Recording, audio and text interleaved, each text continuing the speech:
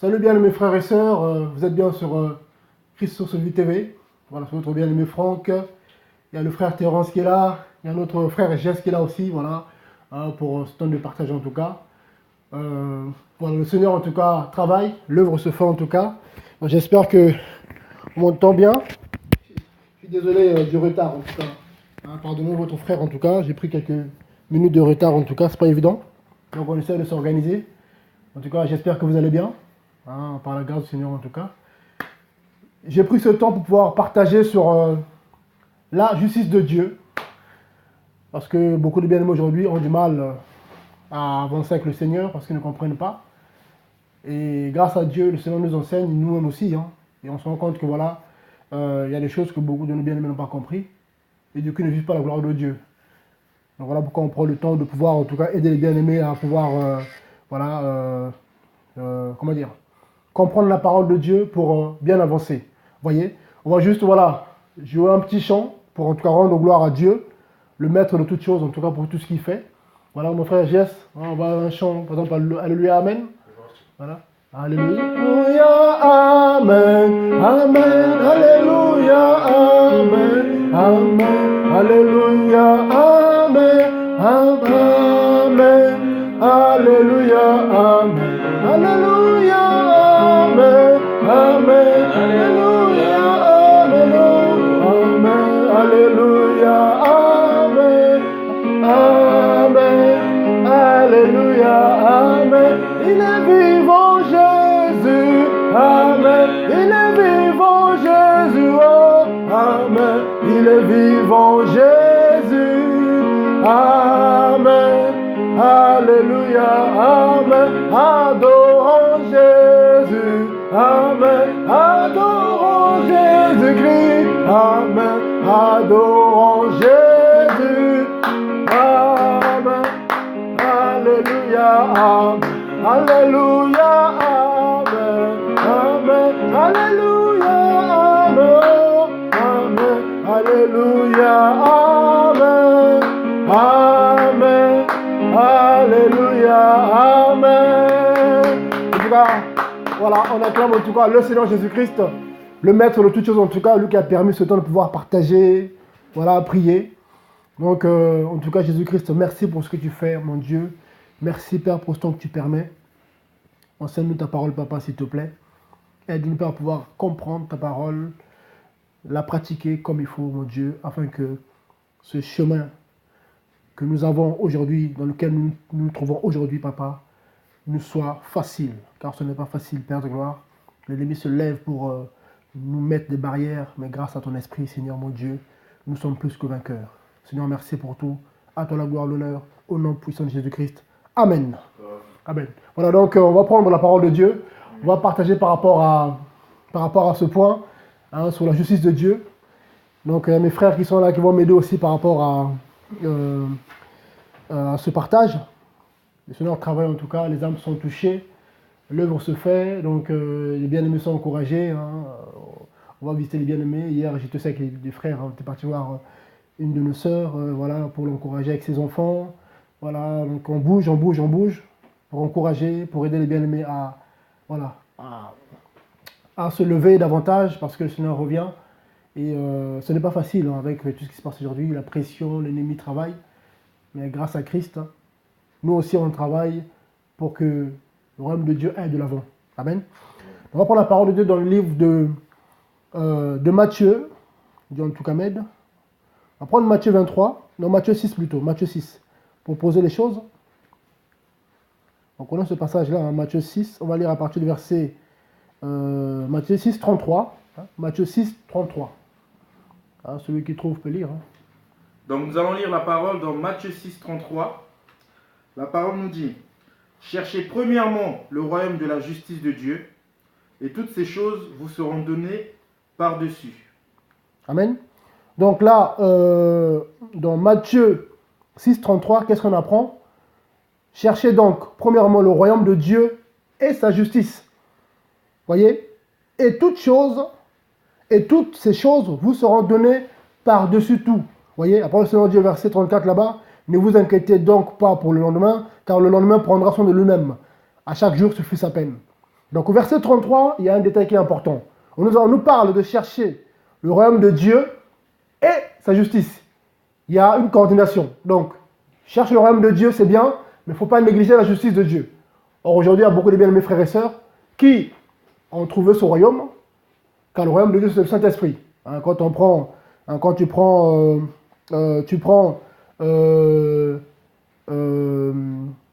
Matthieu 12, hein, le royaume de Dieu, c'est la justice, c'est le Saint-Esprit. Matthieu 12, hein, le Seigneur qui parle de Matthieu 12 à partir du verset 28. Hein, tu lis, mon frère, s'il te plaît, pour qu'on comprenne un peu. Hein, Matthieu 12, 28. Là, tu peux lire. Hein. Alors nous lisons Matthieu 12, verset 28. Il est dit, mais si c'est par l'Esprit de Dieu que je chasse les démons, le royaume de Dieu est donc venu vers vous. Voilà.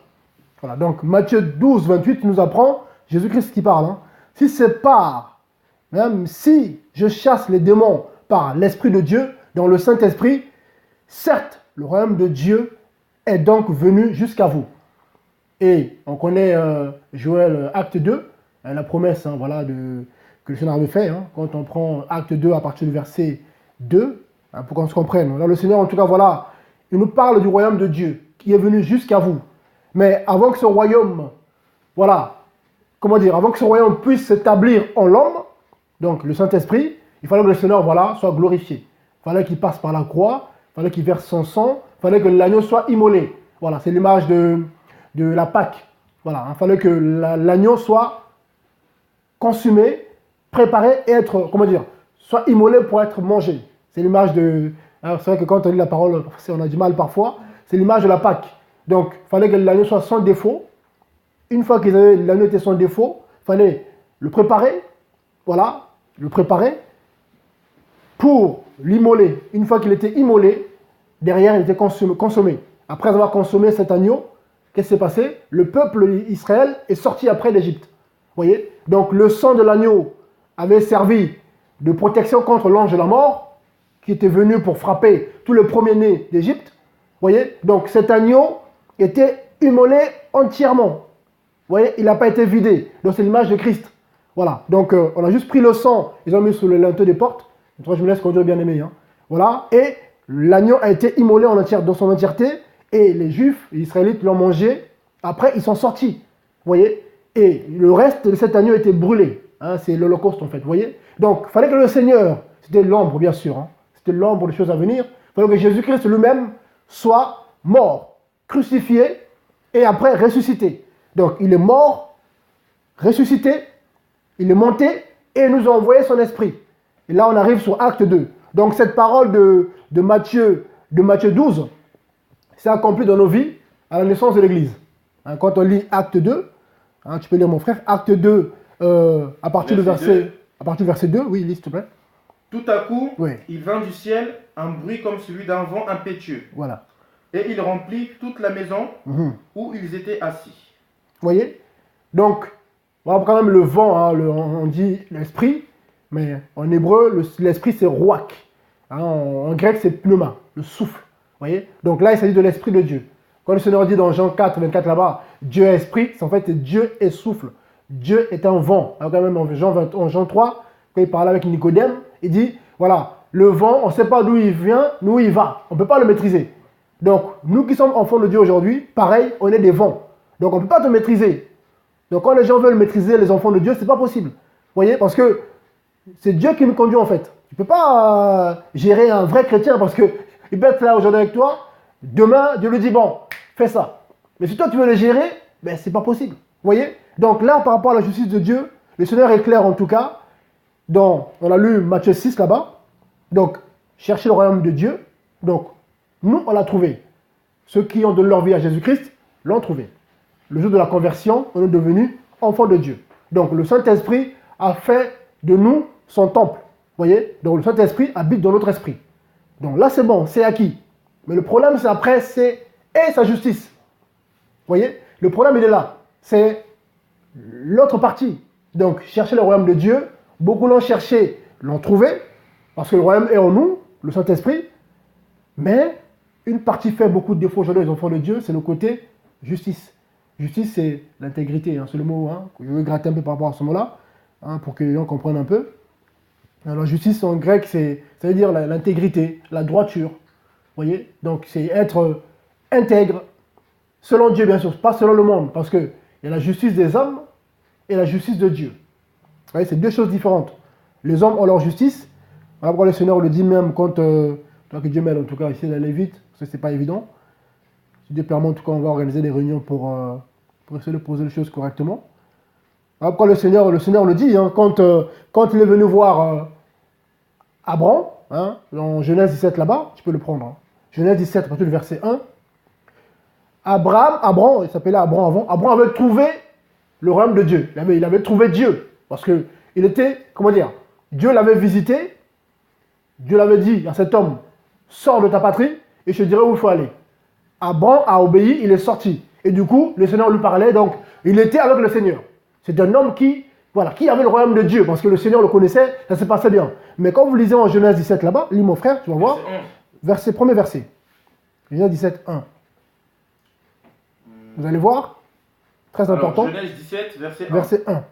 Lorsqu'Abraham fut âgé de 99 ans, l'Éternel apparut à Abraham et lui dit, je suis le Dieu Tout-Puissant, marche devant ma face et sois intègre. Et sois intègre. Vous voyez, donc marche devant moi et sois intègre, sois juste. Vous voyez, c'est ça là, beaucoup malheureusement dans nos assemblées, hein, dans le milieu chrétien, les bien-aimés frères et sœurs.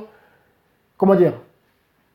Ils sont en Christ, ce sont les enfants de Dieu, ils ont le Saint-Esprit, nouveaux convertis, mais ils ne sont pas intègres. Vous voyez, l'intégrité fait défaut. Et du coup, derrière, le Seigneur n'agit pas. Du coup, la parole de Matthieu 6 dit, hein, cherchez premièrement le royaume de Dieu et sa justice, et le reste vous sera donné par-dessus tout. Mais pour que vous ayez ce reste, il faut chercher le royaume des cieux. Donc, il y en a qui l'ont trouvé, gloire à Dieu, dans le jeu de la conversion. Par contre, au niveau de la justice, c'est vrai que ça fait défaut. Vous voyez, or le Seigneur est clair hein, par rapport à la justice. Il y a une parole qui est assez dure. Hein, là, c'est vrai que beaucoup de chrétiens ne font pas attention. Hein, quand vous prenez le livre de Matthieu, pour qu'on se comprenne, je vais le prendre. Hein, quand vous prenez Matthieu 5, hein, Matthieu 5 à partir du verset 20, en tout cas, notez bien aimé, hein, c'est important. Voilà, notez. Voilà, donc on est sur la justice de Dieu. Regardez ce qu'il dit le Seigneur pour vous montrer à quel point la justice de Dieu, c'est pas la justice des hommes. Voilà, c'est quelque chose de, comment dire, c'est tellement élevé que voilà, il faut être intègre, mais d'une manière, c'est pas évident, quoi. Vous voyez, donc il faut le Saint-Esprit et il faut vraiment le vouloir. Hein, quand tu lis Matthieu 5, verset 20, tu peux lire s'il te plaît, Matthieu 5, 20. Car je vous le dis, si votre justice ne surpasse pas celle des scribes et des pharisiens, vous n'entrerez point dans le royaume des cieux. Vous voyez? Donc, c'est votre intégrité. C'est le même mot en grec. Hein. Justice ou intégrité. Donc, si toi, chrétien, si ton intégrité, si ta justice, soi-disant, ne surpasse pas la justice des hypocrites. Des hypocrites. Parce que les pharisiens, c'était des hypocrites. C'était des tombeaux blanchis. Les gens qui se montraient, voilà, qui étaient habillés en toge, voilà, hein, c'était des sacrificateurs. Mais en fait, au-dedans d'eux, c'était les ossements desséchés. Voilà, le Seigneur le dit, hein, quand on prend, bon, pour ne pas que ce soit trop long, en tout cas, le Seigneur est clair là-dessus, il nous dit carrément que si toi qui as trouvé le royaume de Dieu, tu l'as trouvé, c'est bien, tu es converti, c'est bien, gloire à Dieu, c'est bien. Mais si ta justice ne surpasse pas la justice des pharisiens, des scribes, en fait, n'espère pas le ciel. Mais peut-être tu as trouvé le royaume de Dieu. Hein. Tu es chrétien, tu es converti, c'est bien. Mais il te dit, sois intègre. Abraham, avant qu'il devienne Abraham, bien sûr, avait trouvé Dieu. Il avait trouvé Dieu. Donc le royaume de cieux était avec lui, cet homme, il marchait avec le Seigneur. Mais le Seigneur le dit, en Genèse 17, là-bas, verset 1, Abraham, avant que son nom change, il dit, voilà, marche devant ma face, donc tu es dans ma présence, bien sûr, et sois intègre. Donc devant ma face, c'est quoi? C'est le royaume des cieux.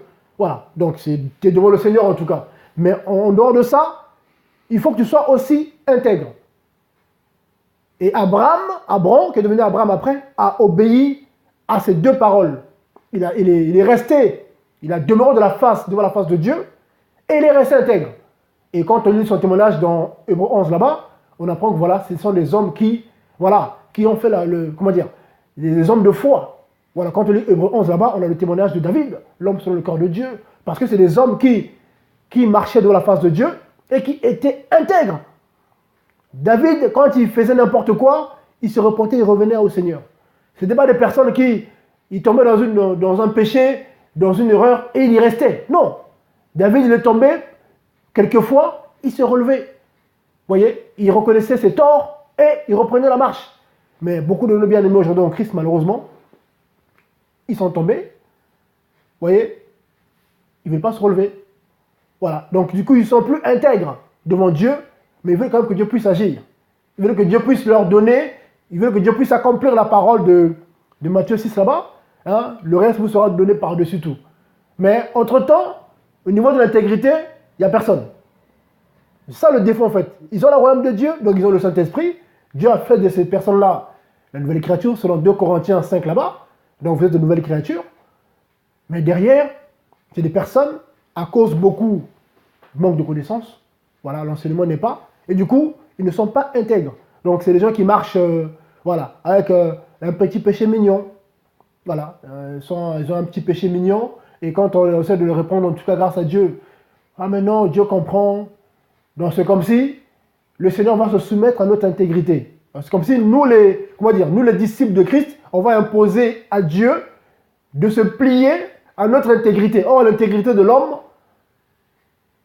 quand on dit rien que quand on y pense, elle est carrément éloignée de l'intégrité de Dieu. Il y a carrément, c'est une séparation, comment dire, pour prendre une image, c'est un gouffre qui sépare la terre physique et le royaume des cieux, quoi. Vous voyez, si vous imaginez là où se trouve le Seigneur en tout cas, et la terre physique, on ne peut même pas calculer la distance qu'il y a. Il y a ça de séparation, cet écart qu'il y a. Vous voyez, et ça fait mal au cœur aujourd'hui de voir des bien-aimés, parce que ce matin j'avais ça à cœur, ça me mettait à cœur d'en parler. Beaucoup de mes enfants ont mon esprit, ils ont trouvé mon royaume, j'ai fait d'eux mon temple, hein, selon 1 Corinthiens 3 là-bas. Vous êtes le temple du Saint-Esprit, l'Esprit de Dieu habite en vous. Donc, ils sont l'habitation du Saint-Esprit, mais derrière, il n'y a pas d'intégrité. Voilà. Ils ne sont pas intègres. C'est des hommes et des femmes légères. Voilà. Qui ont une justice qui ne surpasse pas celle des pharisiens. Donc, le Seigneur est clair. Donc, tu as le Saint-Esprit, oui. Mais si ton intégrité ne surpasse pas l'intégrité des pharisiens, ben, tu ne rentreras pas au paradis. C'est une parole, voilà, c'est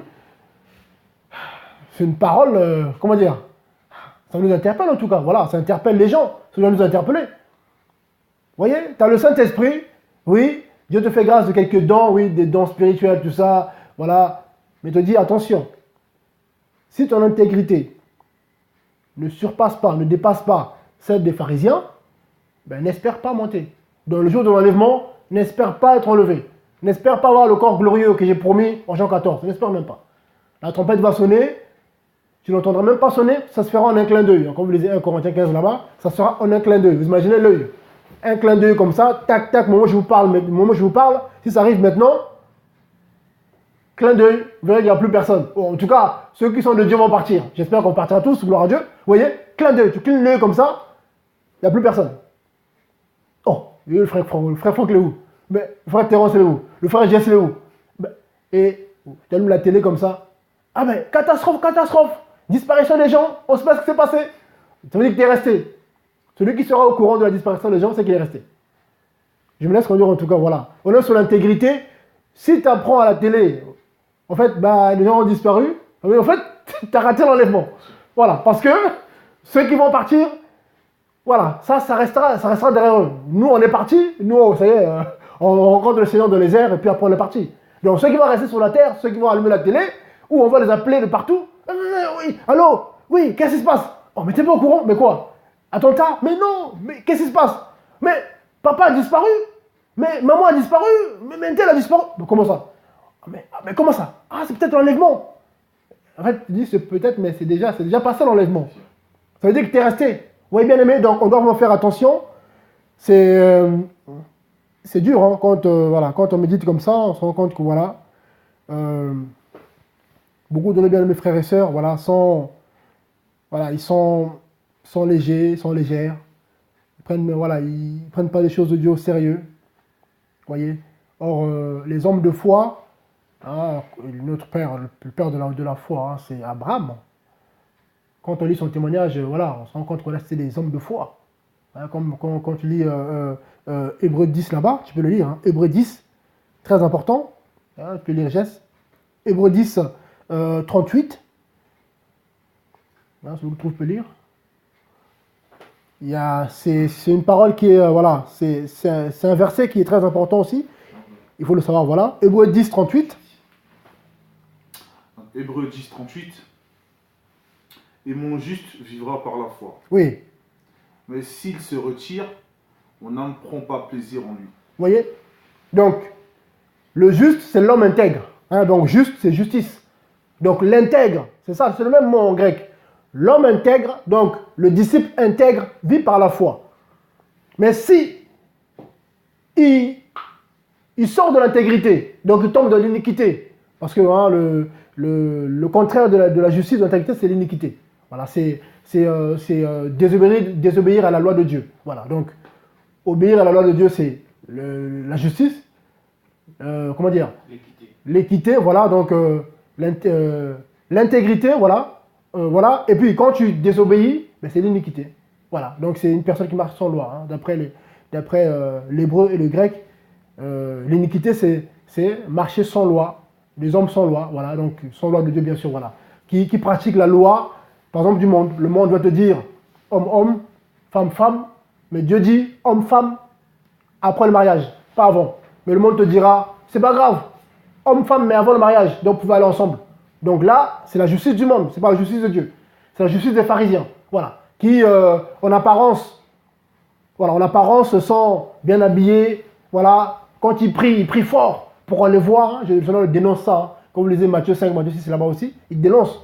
Et ils sont là, ils aiment bien dans le coin, ils prient fort. Oh Jésus-Christ, ah t'es Dieu, lui c'est un homme spirituel, lui, ah là là là là. Ah, rabababa, karababa, korabasha, la la la la. Ouh, Seigneur, lui là, il est au ciel, il est arrivé. Il est arrivé, mais quand Dieu t'ouvre les yeux, il dit, oh, c'est un voleur. Il taille bas sa femme. Regarde, il est dans les faux papiers. Il dit, oh, non, c'est un faux papier. Il vient dans les magouilles. Et à la fin, tu l'attrapes, mon frère. Mais toi, ah, frère, moi, c'est la prière, tout ça. Mais toi, t'es pas intègre. Oh, mais frère, tu comprends. Tu sais, frère, c'est pas facile. Dieu comprend, donc du coup, voilà pourquoi je prie beaucoup, pour que Dieu règle la situation. Donc, tu es dans le péché, tu pries pour que Dieu règle la situation. Non, ça, c'est pas comme ça que ça se passe. C'est toi qui dois régler. Tu sors du péché, voilà, tu te répands, t'abandonnes, et Dieu te fait miséricorde. Mais les gens font l'inverse aujourd'hui. Là. Beaucoup de chrétiens sont dans ce cas-là. Beaucoup de nos bien-aimés, hommes, femmes, hein, ils sont dans les péchés volontaires, donc ils sont conscients de leur péché, mais ils veulent que Dieu puisse agir. Ça prie, ça jeûne, mais ils sont dans l'iniquité, dans le péché volontaire. Donc ils sont en dehors de la loi de Dieu. Ils veulent que Dieu agisse. Dieu ne peut pas agir. Et cela va attendre que tu sors de ton péché. C'est ça en fait, la repentance. Vous voyez, ça fait mal au cœur en tout cas de voir. On le voit un peu dans, voilà, quand on parle avec des bien-aimés, il y en a qui nous appellent aussi parfois pour nous encourager. Ah mais frère, tu sais, je suis encore dans le concubinage et au lieu d'arrêter les rapports, hein, parce que c'est ça, hein, tu arrêtes les rapports, tu régularises ta situation, donc tu vas voir, hein, pour le mariage, tu vois le père de la femme, vous vous arrangez, et tu vois les autorités, s'il y a des autorités bien sûr, vous vous mariez, et puis voilà, hein, le père de la femme te donne, voilà, te donne sa fille, car c'est le père qui marie sa fille, ce n'est pas le maire ou le pasteur, ça c'est aussi les doctrines qui sont venues malheureusement des doctrines païennes, et puis surtout le mariage, des pasteurs, c'est le catholicisme qui a mis ça en place. Hein. Et puis les évangéliques, entre guillemets, ont pris ça, voilà, et ça cause des dégâts. Hein. Du coup, malheureusement, beaucoup de bien-aimés accordent plus l'importance au pasteur qu'au père de la fille. On voit des histoires compliquées. Vous voyez, donc ça fait mal au cœur en tout cas. Donc, qu'est-ce que nous on fait aujourd'hui grâce à Dieu? On essaie d'aider les bien-aimés à comprendre en tout cas la parole de Dieu, comme quoi le Seigneur veut des hommes et des femmes intègres. Voilà, c'est ce qu'il veut. Il veut que notre justice, notre intégrité surpasse l'intégrité des pharisiens. Vous voyez? C'est ça ce que le Seigneur veut. Voilà, parce que quand on prend Hein, quand on prend Luc 11, on comprend un petit peu la justice des pharisiens. Tu peux prendre Luc 11. Luc 11, on parle aussi. Et c'est assez long. Hein, c'est assez long. Luc 11, on parle aussi. Luc 11, il y a aussi Matthieu qui en parle aussi, pour que vous ayez une idée comment dire, de la justice des pharisiens, que le Seigneur en tout cas a dénoncé plusieurs fois. Hein, je vais le lire pour que ça aille plus vite. C'est très important. Ou Matthieu 23, c'est pareil. Hein. Voilà, Matthieu 23, si on parle. Hein, Matthieu 23. J'ai lu le nom de Jésus-Christ, ça je vais lire.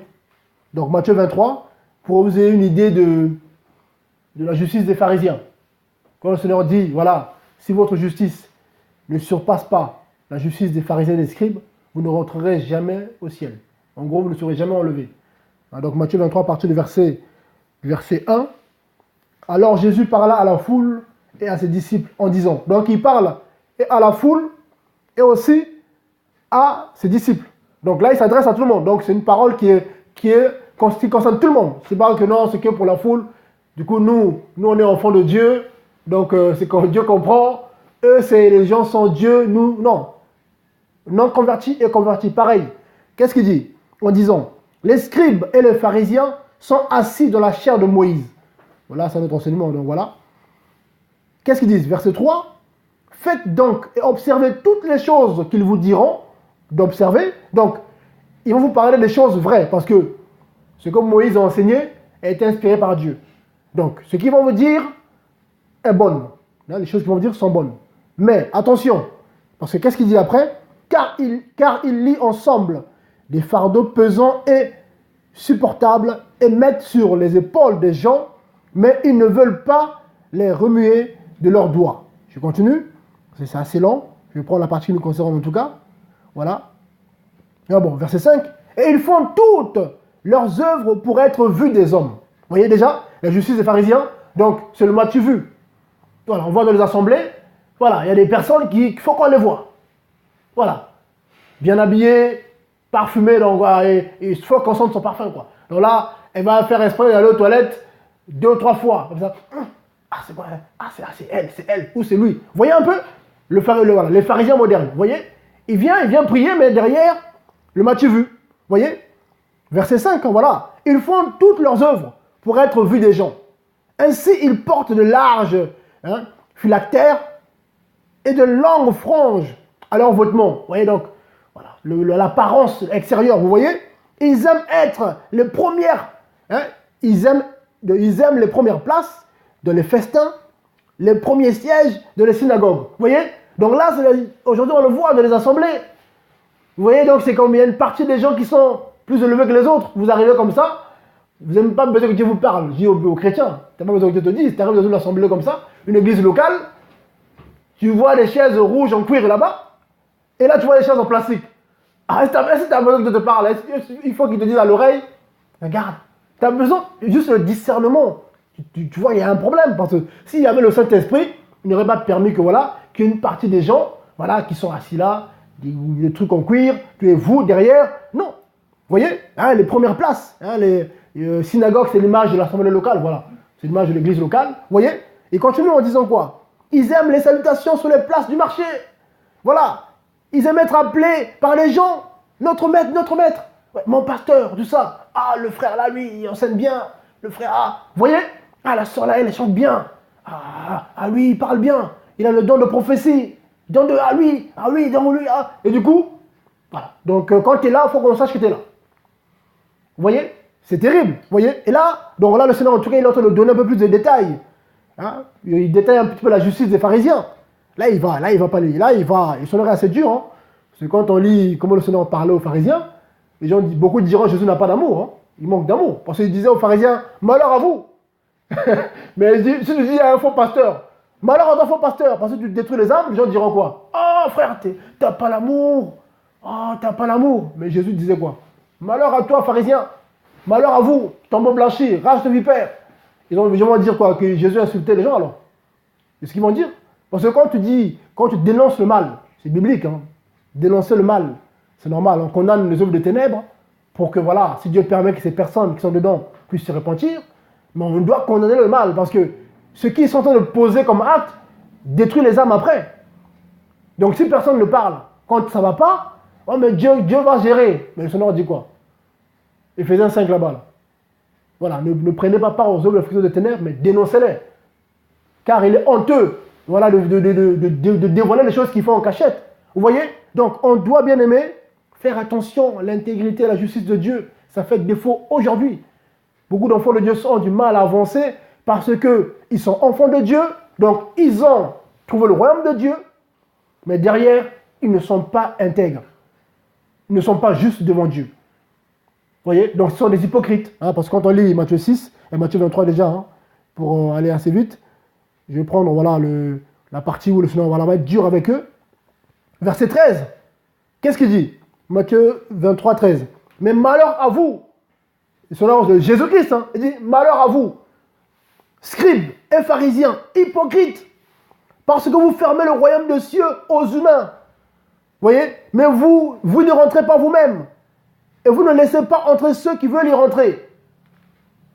Vous voyez comment c'est dangereux? Ils ne veulent pas rentrer eux-mêmes et ils empêchent les gens d'entrer. Vous voyez? Il continue verset 14. Malheur à vous, scribes et pharisiens, hypocrites, car vous dévorez les maisons des veuves. Voilà des gens qui dépouillent les femmes. Ça abuse les femmes. Ça dépouille la pauvre femme qui cherche Dieu avec ses lacunes, qui tâtonne un petit peu. Voilà, et tombe entre les mains d'un gourou, d'un faux pas, voilà quoi, un loup. Ah ben tiens, ça c'est une proie facile. Donc, il va dépouiller la femme. Donc, il brise parfois le mariage des gens. Il y a des cas où ils ont brisé le mariage. Donc, ils prennent même la femme pour leur femme en promettant le mariage. Ça prend son argent. Et 2 ans après, Dieu m'a dit, je me suis trompé, c'est pas toi ma femme. Pendant ce temps, la jeune sœur, j'ai des cas comme ça. Hein. Les jeunes sœurs qui m'ont appelé, hein, 26 ans, 27 ans, 25 ans. Ah, me promet le mariage. Et du jour au lendemain, ah, Dieu m'a dit, c'est pas toi.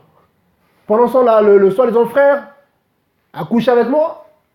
Entre-temps, il a pris mon argent. Entre-temps, il est venu chez moi, il a fait des promesses. Après, ah, je me suis trompé. Ah, j'ai eu une vision comme ça. Je me suis trompé. Mais entre-temps, monsieur a fait quoi? A détruit une âme comme ça. Imaginez une femme comme ça, à qui on a promis mariage, à qui voilà, on a abusé comme ça. Beaucoup ont abandonné la foi. Vous voyez? Beaucoup ont abandonné la foi. C'est dur aujourd'hui de... Voilà, c'est les choses qui se passent aujourd'hui. Et le Seigneur n'est pas d'accord avec ça. Il veut des hommes et des femmes intègres. Vous voyez? Comme notre père de la foi. Voilà, Abraham.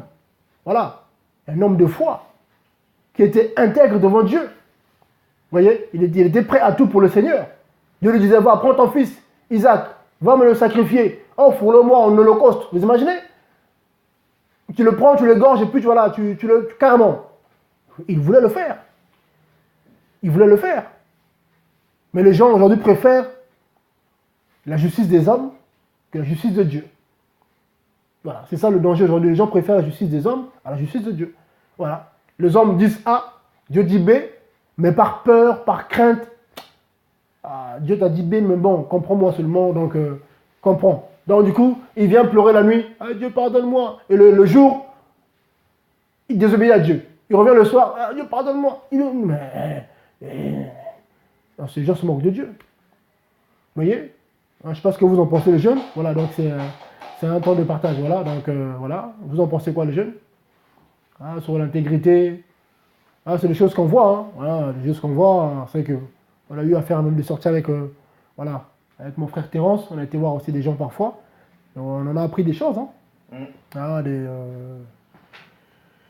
bien-aimés, voilà, qui se sont, hommes et femmes, hein, qui se sont fait carrément, voilà, voilà, à qui, voilà, on a dépouillé au nom de Jésus-Christ, soi-disant. Et mais grâce à Dieu, c'est des personnes en tout cas qui ont compris que ce n'était pas le Seigneur. Et Dieu les a fait grâce en tout cas de comprendre que ce n'était pas Dieu. Parce que beaucoup aujourd'hui accusent le Seigneur à cause de ces personnes-là. Vous voyez? Donc le nom de Dieu est blasphémé de les nations à cause de, voilà, des pharisiens. Voilà, c'est ça en fait, voilà. C'est ça, des pharisiens modernes. Des gens qui se disent chrétiens, mais les tombeaux blanchis. Hein, parce que quand on lit plus bas, hein, regardez, on est en Matthieu 23 toujours, hein, verset, pour aller plus vite. Hein. Le Seigneur est très dur avec eux, très très dur. Hein, franchement, très très dur. 27, voilà. Hein, voilà, 27, voilà, tu peux lire. Hein, tu peux lire. Malheur à vous, Matthieu 23, verset 27. 27, voilà. Malheur à vous, scribes et pharisiens hypocrites, parce que vous ressemblez à des sépulcres blanchis et qui paraissent beaux au dehors et qui au dedans sont pleins d'ossements de mort et de toute espèce d'impureté. Verset 28. Vous de même, au dehors, vous paraissez juste aux hommes, mais au dedans, vous êtes pleins d'hypocrisie et d'iniquité. Voyez. Donc, que dire? Voyez, hein, quand on prend Romains 2, hein, c'est important. Parce que quand on n'est pas intègre, on porte le titre du disciple. Hein. Ah, je suis chrétienne. Donc, on va présenter aux gens le royaume de Dieu. Ah, celui-ci est de Dieu. Donc, en gros, les gens vont voir en toi Dieu, donc son royaume. Mais derrière, tu n'es pas intègre. Derrière, tu voles. Tu mens. Tu trompes ton mari. Tu es dans le péché. Mais le nom de Dieu sera blasphémé à cause de toi. Quand on prend Romains 2, tu peux dire, hein, Romains 2. Regardez, Romains 2. Qu'on se comprenne bien. Romains 2, à partir du verset 23. Et c'est là, le Seigneur, voilà, il joue pas avec ça. Lis à partir du verset 23, Romains 2, 23, 24. S'il te plaît, mon frère. Alors, Romains 2, 23, 24. Toi qui te fais une gloire de la loi, tu déshonores Dieu par ta transgression de la loi, car le nom de Dieu est à cause de vous blasphémé parmi les païens, comme cela est écrit. Verset 25. Or, il est vrai que la circoncision est profitable si tu gardes la loi, mais si tu es transgresseur de la loi, ta circoncision devient incirconcision. Voyez? Donc, si donc l'incirconcis observe l'ordonnance de la loi, donc si l'incirconcis, là il parlait de juifs, hein, donc une personne qui n'est pas circoncis, donc un converti, donc un chrétien, donc disciple de Christ qui est converti, qui est intègre, voyez, hein, donc il dit verset 26, si l'incirconcis observe les ordonnances de la loi, son incirconcision ne sera-t-elle pas tenue pour circoncision? Voyez? Et si l'incirconcis de nature, voyez, donc là il faisait le parallèle entre les Israélites, les descendants d'Abraham, physiques, et les gens de nation, les païens, entre guillemets. Il fait le parallèle. Il dit, si toi, si l'incirconcis de nature, qui accomplit la loi de Dieu, ne te jugera-t-il pas, toi qui la transgresses, tout en ayant la lettre de la loi et la circoncision? Voyez? Donc toi tu te dis, moi je suis chrétien, mais derrière tu n'es pas intègre. C'est un parallèle que Paul fait là, vous voyez? Et il finit, qu'est-ce qu'il dit au verset 29 de Romains 2? Mais le juif, ce n'est pas celui qu'il est intérieurement, et la circoncision c'est celle du cœur. Hein? Donc la circoncision c'est celle du cœur, selon l'esprit et non selon la lettre. Vous voyez? Bon, ça après c'est un autre enseignement, mais en tout cas le Seigneur le dit clairement ici, dans Romains 2, 24, car le nom de Dieu est blasphémé parmi les nations à cause de vous. Donc un chrétien, un disciple de Christ, malgré qu'il a reçu le Saint-Esprit, qu'il est enfant de Dieu, mais si derrière il n'est pas intègre, il n'est pas juste, ben en fait, il devient une occasion de chute pour les païens. Parce que le nom de Dieu sera blasphémé. Il dit qu'il est chrétien, elle est chrétienne, mais on apprend que voilà, elle sort avec le patron, on apprend qu'elle a des faux papiers, on apprend qu'elle vole, on apprend qu'elle n'est pas mariée, mais elle est avec quelqu'un, on apprend que... Et du coup, le païen va dire quoi? Ben, si c'est ça, Jésus, je préfère rester comme je suis. Moi, je suis païen, mais au moins, j'aime ma femme, j'ai droit. Donc, si c'est ça votre Bible, mais laissez tomber. Matthieu 15, vous voyez, verset 8, il Tu nous peux dit lire. quelque chose d'intéressant aussi. Oui. Je vais lire à partir du verset 7. Toi. Hypocrite, Ésaïe a bien prophétisé sur vous quand il a dit: Ce peuple m'honore des lèvres, mais en son Son cœur cœur est éloigné de moi. C'est en vain qu'il m'honore, en enseignant des préceptes qui sont des commandements d'hommes. Donc là, on voit bien que parler pour plaire aux hommes, en honorant Dieu, comme le frère Franck vient de le dire, en venant soi-disant au nom de Dieu, c'est vraiment pour la gloire qu'on en retire nous-mêmes. Parce que l'Éternel nous dit quoi? Au verset 9, c'est en vain qu'il m'honore. Donc ça veut dire que tout ce qu'on fait est vain parce que c'est pas sincère, ça ne vient pas du cœur. Donc en fait là, l'hypocrisie par rapport à la justice est là en fait. Parce que les gens lisent la Bible, vont à l'église, peuvent même prêcher, tout ce qu'il faut, mais ici ils ne sont pas justes, ça ne sert strictement à rien parce qu'ils n'ont pas le fruit que l'Esprit de Dieu donne aux véritables chrétiens qui fait la différence en fait. C'est pour ça que tout à l'heure le frère disait que si votre justice n'est pas plus grande que celle des pharisiens, parce que les pharisiens n'ont pas Dieu, comment vous pouvez être égal à eux alors que vous êtes censé avoir l'Esprit de Dieu? Donc ça veut dire que l'Esprit de Dieu ne vous rend pas meilleur que celui qui ne l'a pas.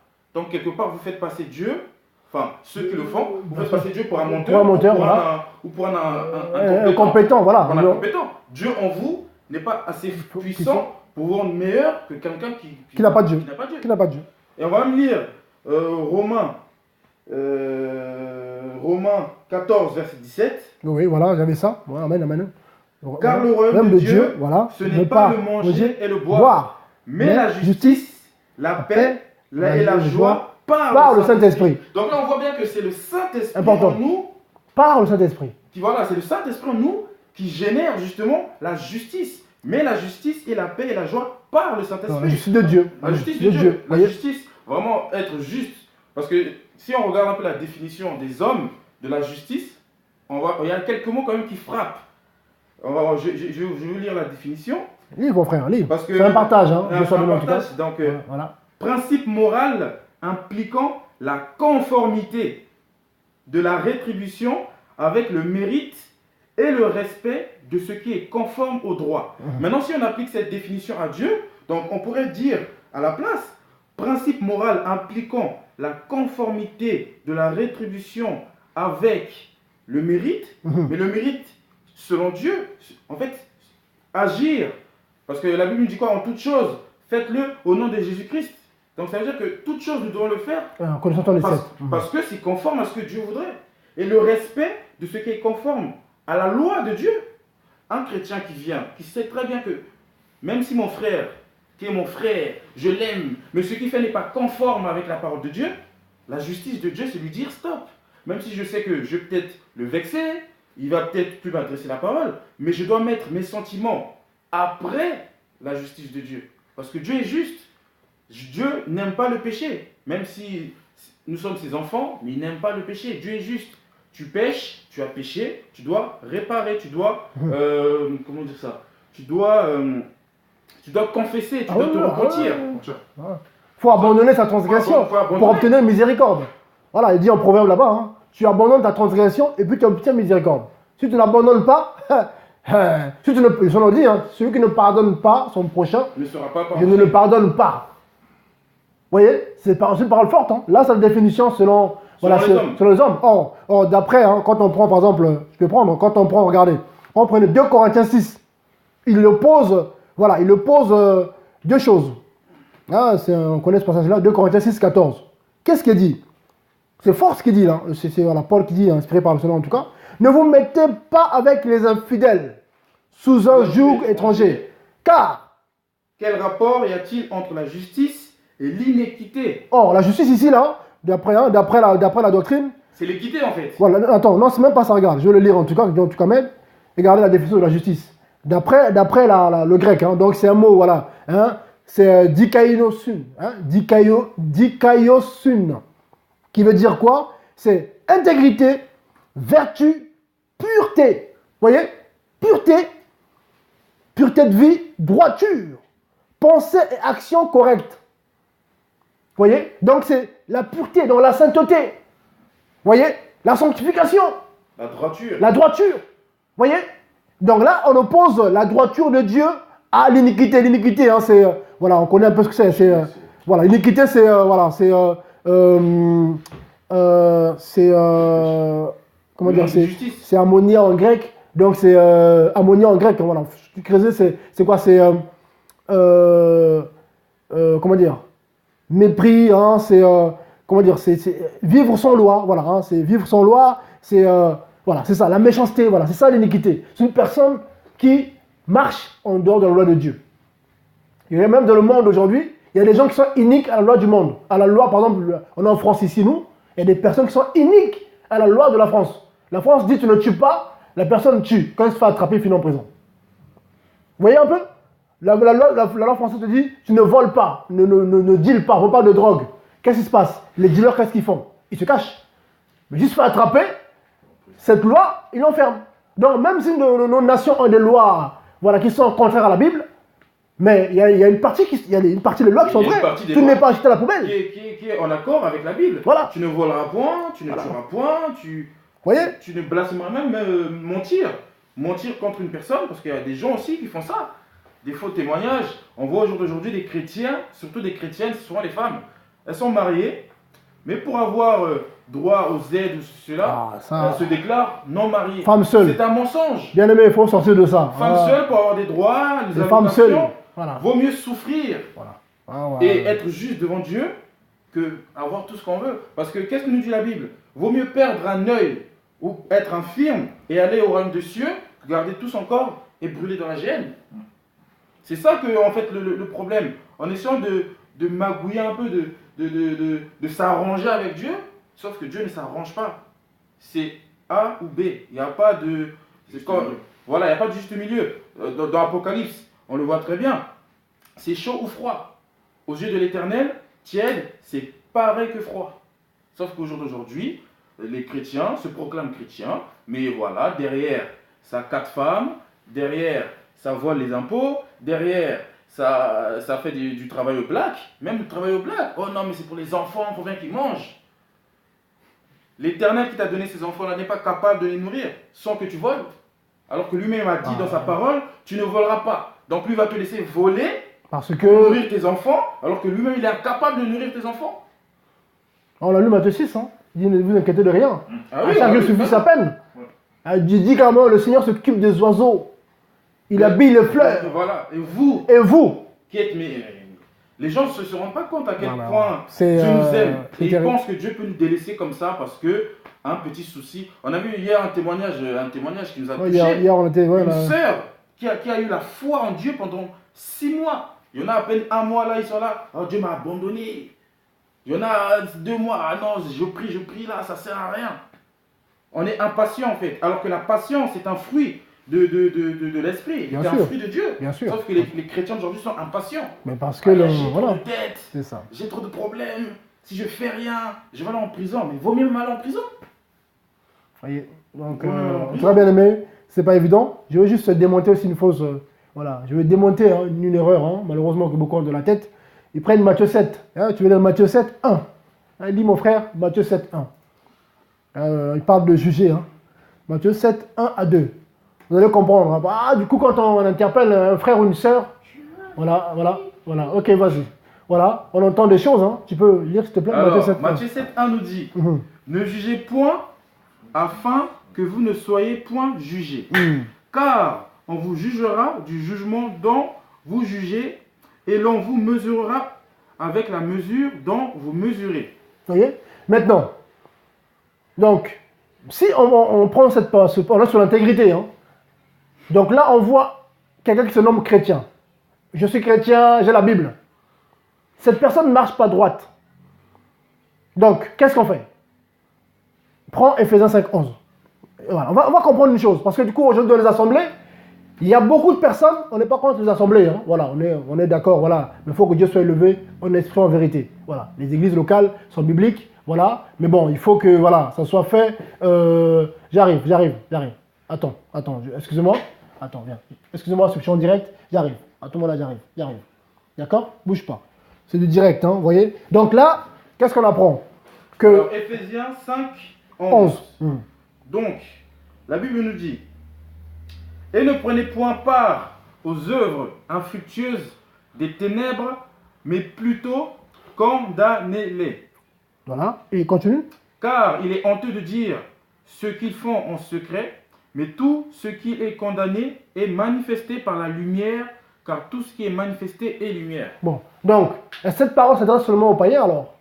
C'est-à-dire quelqu'un qui se dit chrétien, si tu apprends que cette personne te dit chrétien, chrétienne, mais il est dans l'adultère, dans l'impudicité, dans le vol, toi qui es encadrant, tu vas fermer les yeux parce que Matthieu 7 dit que non, il ne faut pas juger. Là, c'est écrit quoi? Condamné. On a même pris 2 Corinthiens 6 là-bas. Vous voyez, il n'y a pas de rapport entre la justice et l'iniquité. Donc, c'est pas mélanger, on ne peut pas se mélanger. Mais oh non, il ne faut pas juger mon frère. Je vois les bien-aimés pour moi qui m'ont écrit sur ma page. Oui, mais bon, frère, il ne faut pas juger tout ça. Beaucoup ne sont pas enseignés. Beaucoup ne sont pas enseignés en fait. Voilà, ils sont. Voilà, prends 1 Corinthiens 5. C'est ça que voilà. je veux dire. Prends 1 Corinthiens 5. 1 Corinthiens 5, verset 12. Voilà. C'est terrible, hein? Qu'ai-je en effet à juger ceux du dehors? N'est-ce pas ceux du dedans que vous avez à juger? Pour ceux du dehors, Dieu les juge. Ôtez les méchants du milieu de vous. C'est Paul qui parle, l'apôtre des nations. Ce n'est pas moi qui parle, c'est Paul qui dit ôtez qui? Le méchant. Le méchant au milieu de vous. Qui était méchant quand on lit en haut? C'est qui? C'est le jeune homme, un frère en Christ, entre guillemets, qui avait pris la femme de son père. Paul n'était pas présent. Il a écrit une lettre. Il était même contre les anciens de cette assemblée-là. Il était contre les anciens. Donc, c'est que les anciens de cette assemblée s'étaient comportés comme ceux qui disent voilà, ne juge pas. Donc, ils ont vu un cas terrible qui peut tuer des âmes. Ils se sont tués. Il ne faut pas juger. Ne jugez pas. Il faut regarder. Mais Paul dit quoi? Je peux lire au début. Verset 1. On entend dire généralement qu'il y a parmi vous de l'impudicité. Et une impudicité telle qu'elle ne se rencontre pas, même chez les païens. Tu sais pourquoi? Vous savez pourquoi? Quelqu'un qui a reçu le Saint-Esprit. Matthieu 12, hein, quand le démon est chassé, il va chercher le repos, il ne trouve pas. S'il revient, toi tu n'as pas veillé, tu ne marches pas dans l'intégrité, tu ouvres une porte, il va faire quoi? Il va prendre 7 autres démons. 7 autres démons qui sont pires que lui. Donc on va prendre les démons de publicité, le démon de colère. On rentre avec un démon, Dieu te touche, tu te convertis, Dieu il vient, il range ta maison, donc la maison est propre. Mais derrière, donc tu es sauvé, tu as le Saint-Esprit, donc là tu es sur la première partie de Matthieu 6. Chercher la justice, le royaume de Dieu. Ok, tu as le royaume de Dieu, mais est-ce la justice, l'intégrité? Il y en a qui ne l'ont pas. Et du coup ils pêchent. En pêchant, le Seigneur qu'est-ce qu'il fait? Il s'en va, le démon qui est sorti, il va revenir, s'il revient, il dit, oh, mais moi on m'a chassé d'ici. Mais qui l'a chassé? Le Saint-Esprit qui l'a chassé. C'est Dieu qui l'a chassé. Mais il revient, il trouve la maison, porte ouverte, c'est propre. Parce que derrière, tu as fait n'importe quoi. Le démon, il va chercher l'autre démon méchant. Dans le frère qui avait peut-être un petit péché de temps en temps. Hein, qui est dans l'impudicité, mais pas de colère, pas de haine. Le démon va chercher les démons, l'autre démon de colère. Il dit, là, cette fois-ci, là, on va régler son affaire. Il prend le démon de colère, démon de vol. Donc, du coup, dans les assemblées aujourd'hui, on trouve plus des gens plus méchants que des païens parce que c'est des gens qui n'ont pas veillé, du coup, les démons sont revenus. Et quand ils reviennent, la personne n'est plus méchante qu'avant. On va prendre des assemblées, on empoisonne des gens pour rien, pour un regard, on t'empoisonne. Parce que tu chantes bien, il veut montrer quoi? Poison. Il y a des gens qui meurent dans les assemblées, hein. Les gens ne savent pas. Ah, mais il est mort, ah, tu es dans les assemblées. Oui, parce qu'ils ne savaient pas. Et le problème, c'est que si on dit, il ne faut pas dénoncer, il ne faut pas juger, ça veut dire qu'en gros, on accepte ces choses-là, en fait. Parce que, d'accord, si on part du principe qu'il ne faut pas dénoncer, comment ces gens-là pourront se rendre compte qu'ils sont hors de la lumière, en fait? Ah, ça. Imaginons qu'ils ne savent pas. On va pas dire ils sont ignorants, oui. Si vous ne leur dites pas, mon frère, ce que tu fais, ce n'est pas conforme à la parole de Dieu. Mon frère, ce que tu fais, tu ne devrais pas le faire. Si on suit ceux qui disent ne jugez pas, ne jugez pas, comment on peut faire nous pour obéir à la parole de Dieu qui dit exhortez-vous les uns les autres, enseignez-vous les uns les autres? Si on ne peut pas dire à mon frère là, tu es allé un peu loin. Là, mon frère là, ce que tu as dit, ça ne se dit pas. Nous sommes là par amour pour veiller les uns sur les autres. Si mon frère fait quelque chose qu'il ne devrait pas faire, je dois lui dire par amour pour que justement il ne tombe pas plus bas et qu'il ne perde pas son salut. Vice versa. Parce que nous sommes parfaits en Jésus-Christ. Mais si Jésus-Christ sort du dedans de nous parce que nous avons péché, mais si un frère le voit soit l'Esprit de Dieu lui dit, ce frère-là est tombé. Soit le discernement, voilà. Ça va m'aider moi-même. Mais si une personne ne dit rien, c'est son problème, il est grand, je ne veux pas de problème avec lui, moi je ne juge pas. Même les pasteurs, ah non, c'est l'homme de Dieu, tout ça. Vous avez bien dit homme, homme de Dieu. Oui, mais homme, c'est un homme. Il est faillible. Seul Dieu est parfait, seul Dieu est saint, seul Dieu est... Il n'y a que Dieu qu'on ne peut pas discuter les décisions. Si le pasteur dit, bon, à partir de maintenant, les homosexuels sont acceptés dans l'église, Bon, ça on le voit. Hein, bon, vous ne direz rien parce que c'est le pasteur. Et si vous dites quelque chose, non, tu m'as jugé. Oui, oui. Donc voilà, il faut faire D'accord, très j'arrive. attention à la manière dont vous interprétez la parole et faire attention à toujours mettre Dieu, Jésus-Christ, avant toute chose. Est-ce que Jésus est d'accord avec cette situation? Oui ou non? Il n'est pas d'accord? Je dois interférer. Je ne sais pas ce que tu en penses, Jess. Moi, je pense que l'intégrité est la preuve de notre amour pour le Seigneur. Parce que quand tu aimes le Seigneur, tu fais sa volonté. Et la Bible te demande de pas pécher, de pas mentir, de pas voler, d'être intègre, de faire les choses bien, de dénoncer le malin, de dénoncer tout ce qui est pas bon. Et tout ça, en fait, c'est un condensé dans un seul mot, en fait. Mais parce que tu as raison, en fait. La Bible nous dit quoi dans Jean 14, verset 23? Jésus lui répondit, « Si quelqu'un m'aime, il gardera ma parole, et mon Père l'aimera, et nous viendrons à lui, et nous ferons notre demeure chez lui. » Mais si vous ne gardez pas la parole de Dieu, comment pouvez-vous dire avoir l'amour pour Dieu, sachant que vous savez que votre frère est ennemi de Dieu? Parce que la Bible nous dit que celui qui ne fait pas, qui va à l'encontre de la parole de Dieu est ennemi de Dieu. Donc ça veut dire que vous avez un ennemi de Dieu au milieu de vous, mais vous ne dites rien, mais vous dites aimer Dieu. Vous savez que cette personne, par ses actes, déshonore Dieu, blasphème Dieu, mais vous ne dites rien. C'est là qu'on voit que, ce qu'on disait au début tout à l'heure, que les chrétiens d'aujourd'hui sont hypocrites, c'est de l'hypocrisie. Je t'aime, mais je laisse quand même qu'on te blesse. Je t'aime, mais je laisse quand même qu'on t'insulte. Voilà, je ne sais pas ce que vous en pensez, mais... Bah, vous savez, Matthieu en parle aussi, hein, pour ne pas que ce soit trop lent. Hein, si ton frère pêche, entre toi, reprends-le. Si tu t'écoutes, tu le gagnes. Si tu t'écoutes pas, tu vas prendre des témoins. 2, 3 frères. Des témoins. Si voilà, tu vas à l'assemblée, tu parles avec les bien-aimés de l'assemblée. S'il continue à s'entêter, vous le chassez, vous le déclarez comme païen. Il y a une procédure à respecter. Mais il faut être équilibré. Voilà. Il y a des choses que Dieu demande qu'on puisse dénoncer tout de suite. Parce que si on ne dénonce pas tout de suite, ça va tuer les âmes. Donc les gens confondent l'amalgame.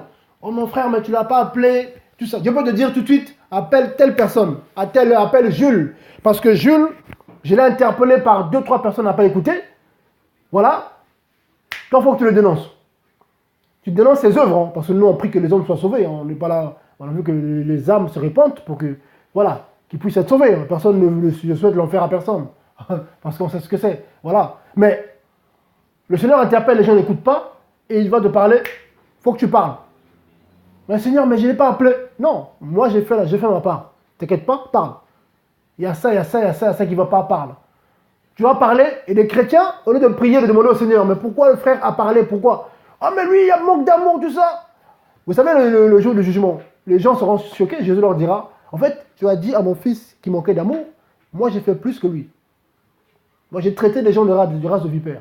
J'ai traité les gens de... Voilà, même Paul, votre apôtre, parce que c'était l'apôtre des nations, hein. Paul était l'apôtre des nations, Pierre l'apôtre des Juifs, d'Israël. Paul a livré les gens à Satan. Donc si Paul revenait aujourd'hui, on va le lapider, dans les assemblées on va le chasser. Ah oui, si Paul revient aujourd'hui, il voit beaucoup de faux là, qui se lèvent aujourd'hui, il va dire mais livrant à Satan. Livrant, mais oui, parce que il va parce qu'il sait que c'est des gens qui sont conscients. En fait, c'est les gens qui sont conscients de ce qu'ils font. Paul ne livre pas n'importe qui à Satan. Il savait que ces personnes sont conscients de ce qu'ils font. Donc ils connaissent la doctrine, ils manipulent les âmes. Donc là, lui, c'est pas un ignorant. Donc quand c'est un ignorant, il sait. Ah bon, il ne sait pas, on l'enseigne, ok. Mais il sait ce qu'il fait. Il profite de la parole de Dieu pour dépouiller, pour abuser les âmes, tout ça. Il ne va pas écouter, livré à Satan. Ça veut dire quoi? Le diable vient, il frappe la personne. L'âme, hein, l'âme et le corps. Après, pour voir si Là, la maladie, tout ça, on connaît. Hein, la maladie, tout ça. Et il a livré 2 personnes. Non, voilà, il a livré Démas, tout ça, là, à Satan. Il a déjà lui, là, celui qui a couché avec le prix la femme de son père. Livré à Satan, 1 Corinthiens 5. Livré à Satan. Paul, hein, il dit, vous les anciens, là, honte à vous. Vous pouvez laisser un homme comme ça qui, au milieu de vous, qui prend la femme de son père, vous dites rien. C'est moi qui suis de l'autre côté. Parce que c'est une lettre. Imaginez devant les gens comme ça, l'assemblée locale chez vous, un courrier arrive comme ça. Ah, c'est le courrier de notre aîné de la foi. Bon, on va lire. Ah, frère lit. Là, le frère, il réfléchit 2 fois. Vous êtes sûr? Là, le frère qui a la femme de son père, il est là aussi. Hein. Amen. C'est Paul. Ah, c'est Paul. Ah, il est en prison là-bas. Ah, que Dieu le garde, tout ça. Ah, toi tu parles, mais c'est compliqué pour toi là. Là, bon, moi Paul, voilà, vous, qui? J'ai appris que la femme de son père. Voilà, celui-là, voilà. Il faut qu'il livre à Satan. Il faut ôter le méchant du milieu de vous. Paul l'appelle méchant. Il dit, hein. Voilà, il dit, les païens, c'est Dieu qui les juge. Mais celui qui se nomme chrétien là, qui fait ça, ôtez-le, enlevez-le du milieu de vous. Ça veut dire quoi? Vous l'enlevez, et après il y a un suivi bien sûr, voilà. Vous le suivez de loin. Vous allez le voir pour l'encourager, pour voir s'il a compris ou pas. C'est ça le fonctionnement de l'église, hein, voilà. Quand on dit ôter, c'est pas après on te laisse. Non, c'est avec amour. Mais on dit à la personne, tu es une occasion de chute pour les autres. Parce que les âmes non affermies, là, quand ils vont te voir toi au milieu de nous, ils vont dire quoi? Ah ben lui, après la femme de son père, On peut le faire. nous on peut le faire, non, nous on fait rien de grave. Moi j'ai juste une petite copine, moi je vole juste un petit truc. Or lui, la femme de son père. Donc lui c'est... Ouais, c'est plus grave. Moi c'est rien. Et ben voilà. Nous on disait blasphémer, et voilà. Vous voyez bien aimé, donc en tout cas, ça fait 1 heure. Voilà, gloire à Dieu en tout cas, voilà, c'est... voilà. Pour finir, j'ai juste Voilà, finis mon frère. une parabole Attends, oui. qui, je pense, Oui, va aider certaines personnes à savoir pourquoi on essaie de dénoncer un maximum, pourquoi on essaie de parler un maximum. Prenez une personne qui est malade, mais ne le sait pas. Si personne vient lui dire que tu es malade, est-ce que cette personne va vraiment aller se faire soigner? En fait, c'est manquer d'amour, c'est laisser cette personne mourir. Vous savez que cette personne est malade. La personne ne le sait pas. Il n'y a aucun symptôme. Mais vous le savez. C'est exactement la même chose. Le péché est une maladie. Ça ronge l'esprit. C'est une maladie de l'esprit. Ça ronge l'esprit. Au final, parce que la Bible le dit, hein, le salaire du péché, c'est la mort. Donc, ne pas dire à la personne, ah mon frère, ah là, je vois que tu es un peu malade, tu es un peu mal portant. Voilà. Ah, c'est vrai, je suis mal portant. Bon, je vais essayer de me soigner un peu. Mais si on ne le dit pas, le frère va continuer. Oh, moi, je suis bien portant. Frappe! On a perdu un frère. ouais. Donc voilà, il faut essayer de voir ça comme une preuve d'amour et non comme certains qui prennent ça pour de la jalousie. Oh, eux veulent seulement attaquer les autres. Ça n'apporte rien en fait. On fait pas que ça, hein, franchement. Ça n'apporte rien. On fait pas que ça, attaquer. Les gens qui disent, voilà, bon, vous savez, voilà, on a dénoncé quelques faux, mais bon, on fait pas que ça, hein, l'œuvre se fait, franchement. Regardez un peu les enseignements qu'on fait. Hein. On passe pas notre temps à dénoncer les gens, non, au contraire. On dénonce les œuvres, pas l'homme en tout cas, voilà. Voilà, parce que voilà, le but le plus important, c'est essayer de revenir à la simplicité de la doctrine en tout cas, ramener les choses de la simplicité, un seul Dieu Jésus-Christ. Voilà, la liberté en Christ. Tu es libre. Tu es aussi homme de Dieu, tu es aussi femme de Dieu. J'entends souvent, ne touchez pas, mais ouin. Les gens disent parfois, je me dis, Seigneur mon Dieu, mais qu'est-ce qu'on leur a mis dans la tête? Pour eux, le ouin, loin de Dieu, c'est le pasteur. Je dis, Seigneur mon Dieu. Donc toi, tu n'as pas le Saint-Esprit, toi? L'homme loin de Dieu, c'est tout disciple qui est converti, c'est le Saint-Esprit, c'est l'onction, il dit Seigneur. Et ils sont zélés, hein. Oh, c'est écrit. Il me donne le passage de l'ancienne alliance, quoi. Touchez pas, mais oh, tout ça. Hein. Il y a 2 chroniques là-bas qui parlent de ça, dit Seigneur, mon Dieu. Et là, quand je prends le passage pour la Bible, mon frère, ma soeur, lis ça. Ah ouais, ben en fait, moi aussi je suis honte aussi. Ben oui, t'es honte. T'aimes Jésus, non? Oui. Ah oui, ben alors. Ah oui, ouais. Et ben voilà. Donc dans sa tête, c'était l'autre qui était ouin. Oui. Donc elle non. Donc l'autre avait le Saint-Esprit, mais elle non. Donc du coup, elle vient défendre un homme. Et je vois beaucoup de personnes qui défendent des hommes.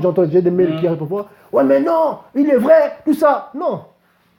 Prie, Dieu te dira. Moi je ne demande pas comment me défendre en tout cas. Ah non. Priez, Dieu vous dira si le frère Franck, frère Thérence, frère Jess sont vrais ou pas. Lui vous dira, Jésus qui se parle. Mais vu qu'il ne parle pas beaucoup, malheureusement, du coup, ben, qu'est-ce qu'ils font? Comment il est? Il a la barbe un peu là. Il parle comme ça. Ah, ça c'est un faux. Priez chez vous, demandez au Seigneur. Il vous dira en tout cas, vous voyez? Donc c'est important. Voilà, donc en tout cas, merci beaucoup. On peut continuer, je vais juste gérer le... Voilà. Tiens, s'il te plaît, j'arrive. Donc, frère Jess, que pourrais-tu dire sur ce sujet, sur l'hypocrisie dans les assemblées, sur l'hypocrisie entre nous, le manque d'amour? Moi, je pense qu'il faut arrêter. Moi, je pense que c'est se mentir à soi-même. Parce que Dieu, il connaît notre cœur. Et se mentir à soi-même, c'est perdre son temps. C'est perdre son temps parce qu'aller à l'église, déjà de base, c'est aller chercher Jésus. C'est chercher Dieu. Donc, quand tu vas à l'église pour tes problèmes, tu vas à l'église pour autre chose, tu te mens à toi-même.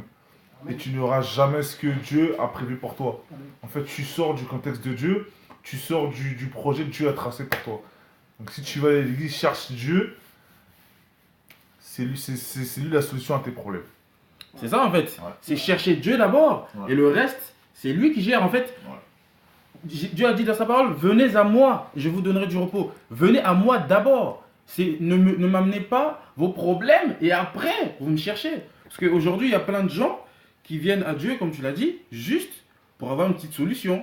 Ah là, je passe mon bac, donc là, je priais, dès qu'il a son bac, allez, il disparaît. Quelques mois plus tard, ah là, le permis, c'est vrai qu'il y a un Dieu là-bas, là, j'avais prié, il m'avait donné. Bon, je repars. Ah, je prie, il a son permis, il disparaît. Sauf que Dieu n'est... mariage aussi, mariage. Ah, après mariage. Ah, dans 2 ans, je vais me marier. Bon, il faut encore Dieu. Dieu devient une option. Une option, on déclenche. Dès que c'est réglé, c'est bon, laisse-moi. J'ai pas le temps. Laisse-moi. J'ai pas le temps. Ah, mais Dieu toque à la porte. Mais mon fils, la dernière fois, tu es venu me voir. Oui, mais c'était la dernière fois, j'avais besoin de toi, là, j'ai pas besoin de toi. Nombreux se servent de Dieu, en fait. Voilà, ils se servent de Dieu. Dieu devient un moyen, en fait. Dieu n'est plus un but. Voilà, il n'aime pas le Seigneur. Vous voyez, donc en tout cas, que Dieu soit béni. Vous voyez, voilà. Le Seigneur est bon, voilà. Hein, je pense que c'est plus vivant comme ça, vous voyez. Donc le 31 mars, voilà, on sera à Melun dans le 77. Hein, donc dans 2 semaines à peu près. Donc on aura un temps de partage, de louange, de prière, voilà, et puis on fera aussi des baptêmes. Le but c'est vraiment pour s'encourager, hein, voilà. L'œuvre se fait pour encourager les gens à être conscients de leur, déjà des chrétiens, que le Seigneur compte sur nous. Voilà, c'est à nous qu'il a confié en tout cas, voilà, cette responsabilité de pouvoir aller aussi dans les nations.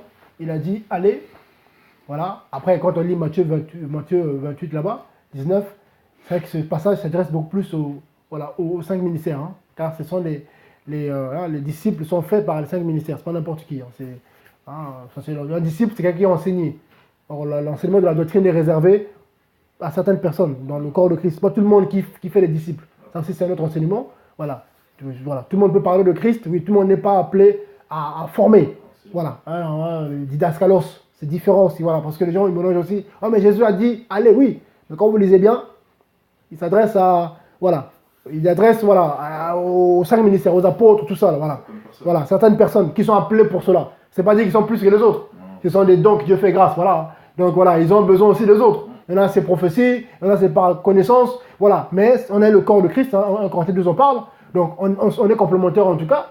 Mais dans le corps, c'est vrai que voilà, il y a 2 services qui sont très importants, 2 ministères. C'est l'enseignement, très important, parce que du coup, pour poser les gens, hein, voilà, pour poser les gens correctement, parce que beaucoup sont mal posés. Hein.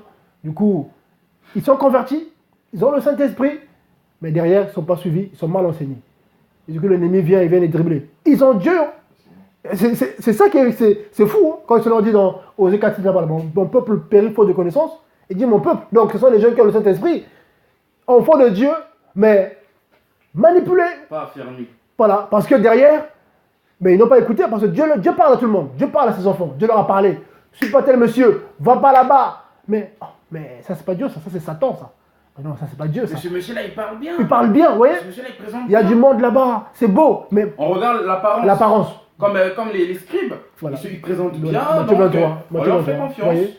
Donc l'apparence, voilà, et du coup, les enfants, le Dieu n'écoute plus le Père, le discernement, voilà. Et du coup, ils rentrent dedans, et voilà, il reste 10, 5, 6 ans, et Dieu lui parle en songe, en vision, tout ça, par la bouche des gens, attention, tout ça.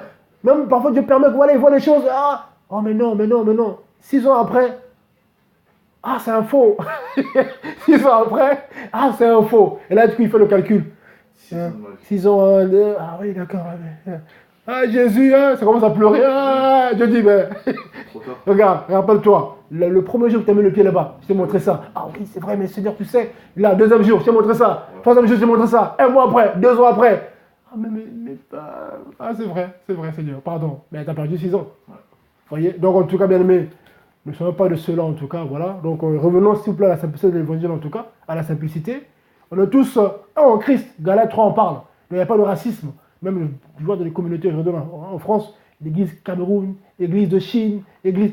Ça me choque, je suis choqué. Je dis, mais quelle Bible ils ont les gens? Mais quelle Bible lisent-ils? Tu arrives dans une assemblée comme ça parle une langue, la langue, je sais pas moi, de la Côte d'Ivoire, la langue du Cameroun, dialecte du Congo.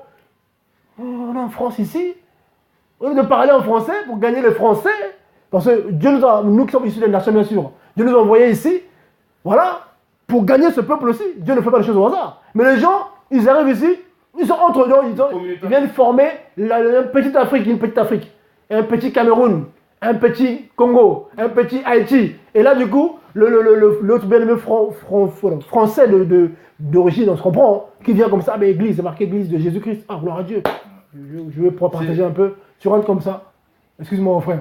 Il voit que des noirs déjà. Que des noirs. Bon, ça peut arriver, hein. Et là, il ne comprend pas ce qu'ils disent. Non. Et là, quand il rentre, tout le monde se retourne. Ouais. Hey. Et du coup, il dit, oh. Et là, ici, il dit, ben, c'est moi qui regarde. Mais quoi, je suis sale ou quoi là? Qu'est-ce qui m'arrive? Mais parce que c'est un blanc, il se retrouve au milieu de noirs. Que des noirs. Vous pensez que c'était un noir, il se retrouve au milieu de blancs. Vous pensez que c'est un entier, il se retrouve au milieu des Africains.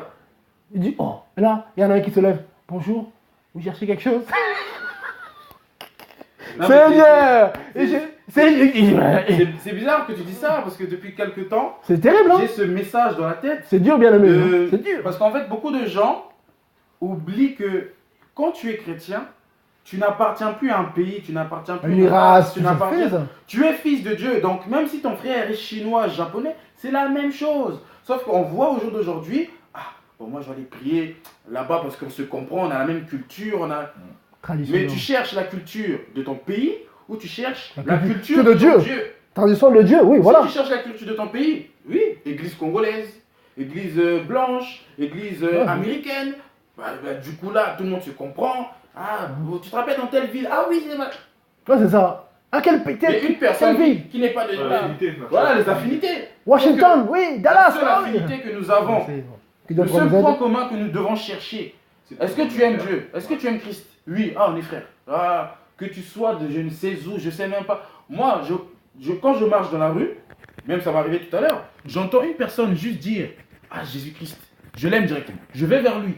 Parce que je sais que cette personne a le même point que moi, il aime Dieu. Qu'il soit âgé, petit, chinois, arabe, président, pas. Moi, j'ai l'amour de Dieu que je cherche chez les gens. Moi, tu peux être de mon pays ou de noir, parce que voilà, on voit un mouvement avec ce qui se passe aux États-Unis, là, de vraiment les gens essaient de se rassembler autour de la cause noire, avec ce qui se passe aussi en Libye. Ouais, nous sommes des noirs, nous allons nous battre. Ce sont des choses de ce monde. C'est du racisme, c'est une perte de temps.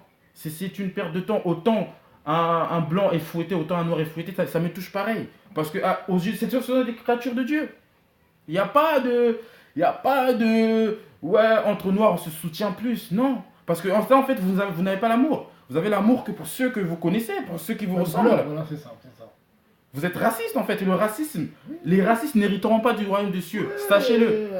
Les racistes n'hériteront pas du royaume des cieux. En tout cas, bien aimé, voilà. Voilà, ça nous encourage en tout cas, on va nous aider en tout cas. Voilà. On se laisse conduire, vous voyez. On est parti sur l'intégrité, la justice de Dieu. Voilà, là on arrive sur. Voilà, ça fait partie de ça. Hein. Voilà. La justice, voilà. Être juste, équitable avec tout le monde. Voilà, c'est quoi la justice de Dieu? Vous connaissez, comment dire?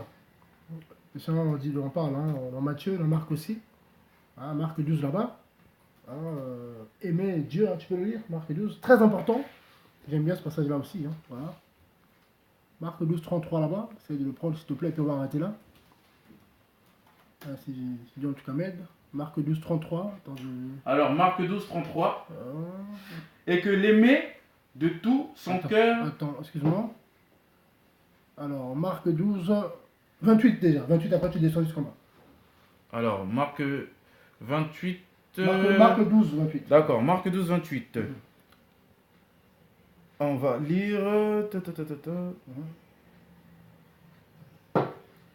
Alors, un des scribes. Un des quoi? Un des scribes. Un des scribes. Jésus a traité de quoi? Malheur à toi, scribe. Ouais. Malheur à toi, hypocrite. Vous voyez? Avec sa justice, hein, qu'est-ce qu'il dit? Écoutez, mes bien-aimés. Un des scribes qui les avait entendus discuter, sachant que Jésus avait bien répondu aux Sadducéens, s'approcha et lui demanda: quel est le premier de tous les commandements? Jésus répondit: voici le premier, écoutez Israël. Le Seigneur, notre Dieu, est l'unique Seigneur. Attends, c'est important. C'est important, Jésus-Christ qui dit là. Deutéronome 6,4. Shema Israël. Adonai Elohenu, Adonai Ehad. Écoute Israël, Yahweh, parce qu'ils disent Adonai, mais c'est Yahweh, hein, le tétragramme. Yahweh, notre Dieu, Yahweh est un, indivisible. Voilà. D'ailleurs, Jésus rappelle aux pharisiens, il nous parle aussi à nous, que, écoutez chrétiens, il y a un seul Dieu. Jésus n'a jamais dit, il y a un Dieu, il y a trois dieux en un. Il a dit, il y a un seul Dieu. Il dit à Jean 4,24, Jean 4,24, Dieu est esprit. Donc le un seul Dieu est esprit. En gros, est souffle, rouac. De ce te dit maintenant qu'il y a Dieu le Père. Oui. Dieu le Fils. Il est qui Dieu le Fils? Souffle, esprit. C'est quoi sa nature? Dieu le Saint-Esprit. Bon, donc Saint-Esprit, c'est souffle, hein, un souffle saint. Hein, parce que esprit c'est souffle. Donc finalement, il y a confusion là. En fait, c'est juste une parenthèse. Jésus-Christ, c'est le seul, l'unique Dieu dans plusieurs dimensions. Voilà quand Paul, j'aime bien le rappeler, les gens ne le savent pas, quand on prend 2 Corinthiens 5, 17, je le rappelle ce passage-là. Paul dit, en 2 Corinthiens 5, 17, 2 Corinthiens, voilà, 13, 5, 2 Corinthiens 13, 5, il dit, aux Corinthiens, hein, deuxième lettre, première lettre, il a taclé celui qui a la femme de son père, 1 Corinthiens 5, voilà. Deuxième lettre, il dit quoi aux Corinthiens? Ne savez-vous pas, là il parlait d'examiner, hein, examine-toi soi-même, voilà, hein, sans citer encore Christ, tout ça. Il dit, à la fin du verset, ne reconnaissez-vous pas que Jésus-Christ est en vous? Paul dit ça. Ne reconnais-tu pas, toi, chrétien, Jésus-Christ est en toi? Mais si Paul dit que Jésus-Christ est en toi, et qu'on dit que Jésus-Christ n'est pas le Saint-Esprit, qui ment? Non mais posez la question aux gens. Oh, Jésus-Christ, il n'est pas le Saint-Esprit. Ils sont différents. Il y a Dieu le Père, Dieu le Fils, c'est Jésus-Christ, Dieu le Saint-Esprit. Ah bon? Déjà dans aucune Bible c'est écrit. Hein. À part la version Louis II, il y en a peut-être 2 ou 3 versions. Le second 21, c'est écrit Dieu le Fils.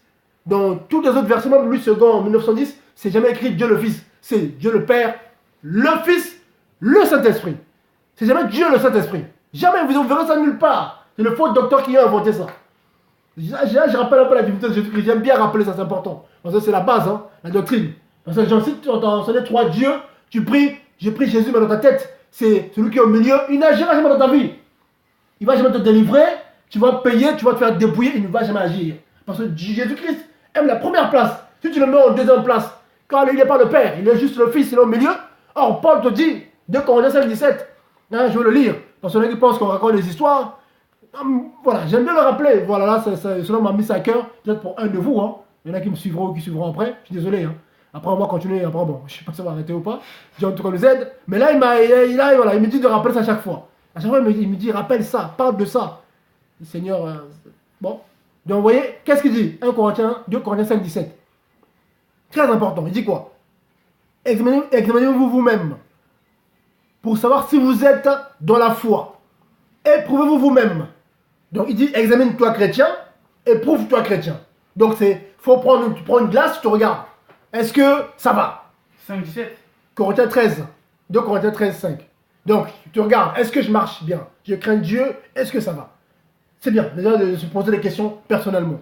Après, il dit quoi? La suite du verset. Très important, il dit, ne reconnaissez-vous pas, ne reconnais-tu pas, toi chrétien, que Jésus-Christ, hein, c'est Jésus-Christ, hein, c'est pas marqué Dieu le Père, hein, c'est marqué que Jésus-Christ est en vous? C'est une question qu'il pose. À moins, peut-être que vous ne soyez réprouvés. Donc s'il dit, toi chrétien, donc si tu reconnais que Jésus-Christ est dans toi, ça veut dire que Jésus-Christ est le Saint-Esprit, ça veut dire que Jésus-Christ est Dieu, dans sa nature divine, dans son esprit. Maintenant si on te dit après Jésus-Christ n'est pas le Saint-Esprit, qui ment? Maintenant qui ment? Paul qui ment ou c'est un pasteur qui ment? Il peut donner tous les versets qu'il veut, il peut monter, descendre. Tu prends un passage, Paul dit, Ne reconnais-tu pas, toi, pasteur, qui dit à Jésus-Christ, il n'est pas Dieu, qu'il n'est pas, comment dire, c'est pas le même esprit. Paul te dit, ne reconnais-tu pas que Jésus-Christ, il est en toi, s'il est en toi, en tout cas. Oui, mais non, tu ne comprends pas. Il ne comprend pas. Bon, prends notre passage. Paul dit, il y a un seul esprit. Donc, si Jésus-Christ n'est pas le Saint-Esprit, c'est-à-dire qu'en toi, au moins, il y a deux esprits. Donc, il y a le Saint-Esprit et Jésus-Christ. Donc, c'est contre la doctrine. Parce qu'on est le temple d'un seul esprit, c'est le Saint-Esprit. 1 Corinthiens 3, 1 Corinthiens 6. Maintenant, qui ment? Moi, je parle de Trinité. Hein. On leur ramène la Trinité, Dieu le Père. Ok. Maintenant, Paul dit, Jésus-Christ, il est en toi. Ah, mais donc, il est tout puissant. Voilà. Donc, celui qui a parlé à Moïse, qui a parlé à Abraham, Genèse 17. Voilà. Abraham, je suis le tout-puissant, marche devant ma face, sois intègre. Donc, c'est Jésus-Christ qui a parlé à Abraham. Celui qui est venu le voir après, en Melchisédek, Genèse 14 là-bas. Celui qui a donné du pain et du vin. Vous voyez? Et celui qui est revenu après lui parler après en Jean 6 là-bas. Il a dit aux Juifs, celui qui ne mange ma chair, qui ne boit mon sang n'aura pas la vie. C'est le même être. Vous voyez, dans plusieurs dimensions, Jésus-Christ de Nazareth. Mais quand on dit ça aux gens, oh mais, c'est compliqué. Maintenant, quand ils vont voir leur gourou, ils prient pour eux, il n'y a rien. Il n'y a pas de délivrance authentique, il n'y a pas de miracle, il n'y a pas de guérison. Vous voyez, soit c'est de la magie, beaucoup c'est de la magie. Ils ont des grigues, ils ont des talismans, ils vont en Israël là-bas, ils vont prendre des... ils ont beaucoup de bagues là, hein, de la cabale juive, ou de la magie blanche. On connaît ces choses-là, la magie blanche. Il fait ça, vous tombez. Tu tombes, onction. Tu rentres chez toi, la maladie est toujours là. Tu reviens demain, pasteur, mais il y a toujours le cancer, non? Ma fille, t'inquiète pas, ça va aller demain. Il va agir demain. Demain encore. Ma fille, fais une enveloppe qui va te faire mal. Donne ta paye. Et là, ça va faire mal à Dieu. Il va agir. Ah, donc il faut que Dieu ait mal pour qu'il agisse. D'accord. Il prend sa paye. Ah, tiens, 1500 € ma paye que j'ai tout le mois. Il ne paye pas son loyer. Je vous assure, il y a des cas terribles. Hein. Ça fait mal au cœur. Hein. Il ne paye pas son loyer. Les enfants, ils donnent toute sa paye. Il y a le sacrifice, une abomination. Là. Ils donnent. Et du coup, action de grâce terrible pour que tu aies le miracle. Jésus n'a jamais dit ça. Quand il dit en Marc 16 là-bas, vous chasserez les démons, vous guérirez les malades. Oh mon nom, au nom de Jésus-Christ, oh mon nom, vous ferez ça. Vous avez reçu gratuitement, donné gratuitement. Donc Jésus-Christ a menti en fait. Ils vont dire aux chrétiens, en fait non, il faut que tu donnes ce qui fasse mal. Les gens qui ont vendu leur maison, mais les gens ils ne savent pas. Les gens ils parlent, mais il y a des gens qui ont vendu leur maison. Ils vendent sa maison, 200 000 €, il va habiter dans un appartement, il prend l'argent, papa. Le pasteur est là. Ah, ma fille, c'est bien, combien là? Il y a 150 000 €. Bien, c'est bien. Là, ça fait mal à Dieu, ça. Ça va, ouais. Là, c'est bon, ça. Il y en a même qui disent que plus le problème est grand, plus il faut mettre beaucoup d'argent. Mais moi, je vais vous montrer que c'est archi faux. Matthieu 9, c'est dur, hein? Au verset 20. Ça fait mal au cœur. C'est dit, hein? Et voici une femme atteinte d'une perte de sang depuis 12 ans. Donc ceux qui disent qu'il faut que plus le problème est grand, plus il faut donner beaucoup d'argent. Depuis 12 ans, cette femme, elle souffrait d'une perte de sang. Approcha par derrière et toucha le bord de son vêtement. Car elle disait en elle-même, si je puis seulement toucher son vêtement, je serai guérie. Et Jésus l'a guérie car sa foi, Jésus a dit, ta foi t'a guéri. Donc est-ce qu'elle a donné de l'argent? Rien donné. 12 ans. Donc là, le problème n'est pas assez grand. Donc, elle a donné 0. Donc, mentir aux gens en disant que plus le problème est grand, il faut donner 1000, 10 000, faut, je ne sais pas quoi, il faut aller prendre des crédits. C'est du mensonge. Prends des crédits, hein. C'est du mensonge. Il y en a même qui disent que c'est l'escroquerie. Oh non, pour ton mariage, il faut donner. Alors que le mariage est une bénédiction pour tout le monde. Le mariage est une bénédiction. Il n'y a pas besoin de payer. Celui qui trouve une femme trouve le bonheur. Il n'y a pas dit, tu sors de l'argent. Bien aimé, en tout cas c'est dur, hein. Vous voyez, donc on se lève en tout cas pour essayer de...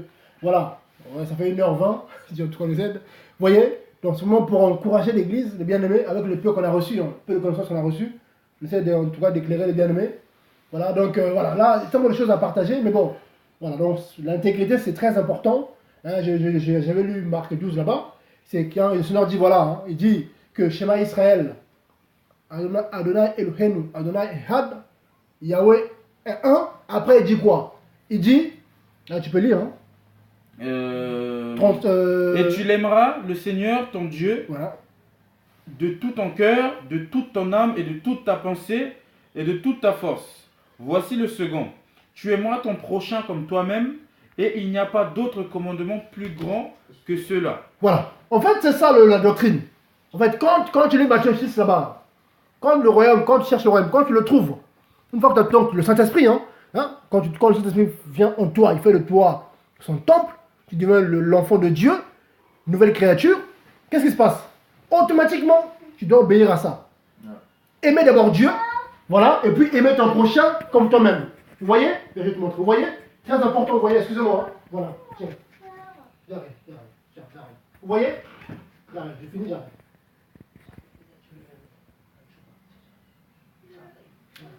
Ce sont les aléas du direct. Mais en tout cas, là, on voit bien que, en respectant juste ces 2 commandements, aimer Dieu en premier, et là même l'ordre, de comment c'est dit, on voit bien que Dieu en premier. Ouais, toujours Dieu en premier. Dieu en premier. Personne. Et après, aimer les autres. Donc ça veut dire que, on voit bien qu'il y a un ordre. Dieu est toujours le premier et l'unique en toutes choses.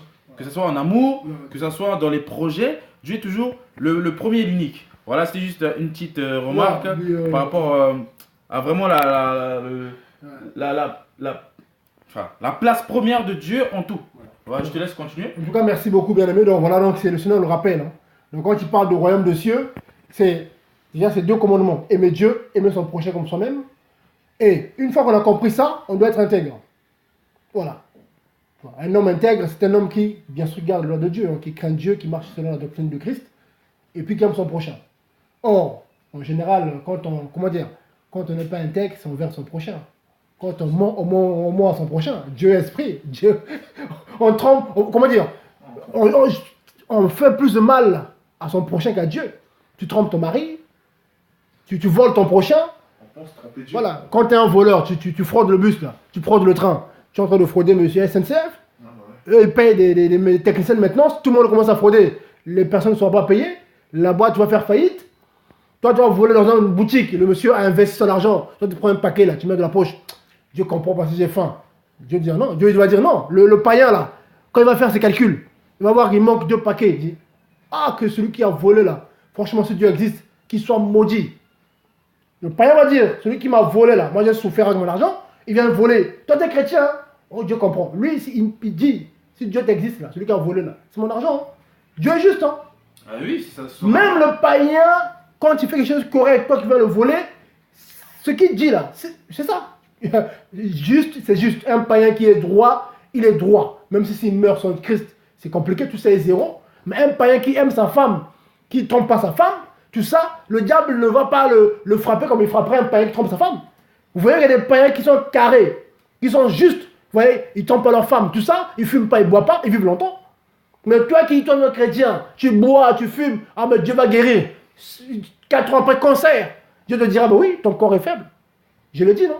Ce corps que tu as là, c'est un corps faible. C'est de la poussière. Donc si tu ne fais pas attention, tu manges trop, tout ça, la graisse, le cholestérol, tout ça, maladie cardiovasculaire, ce n'est pas un démon. C'est le corps qui est faible.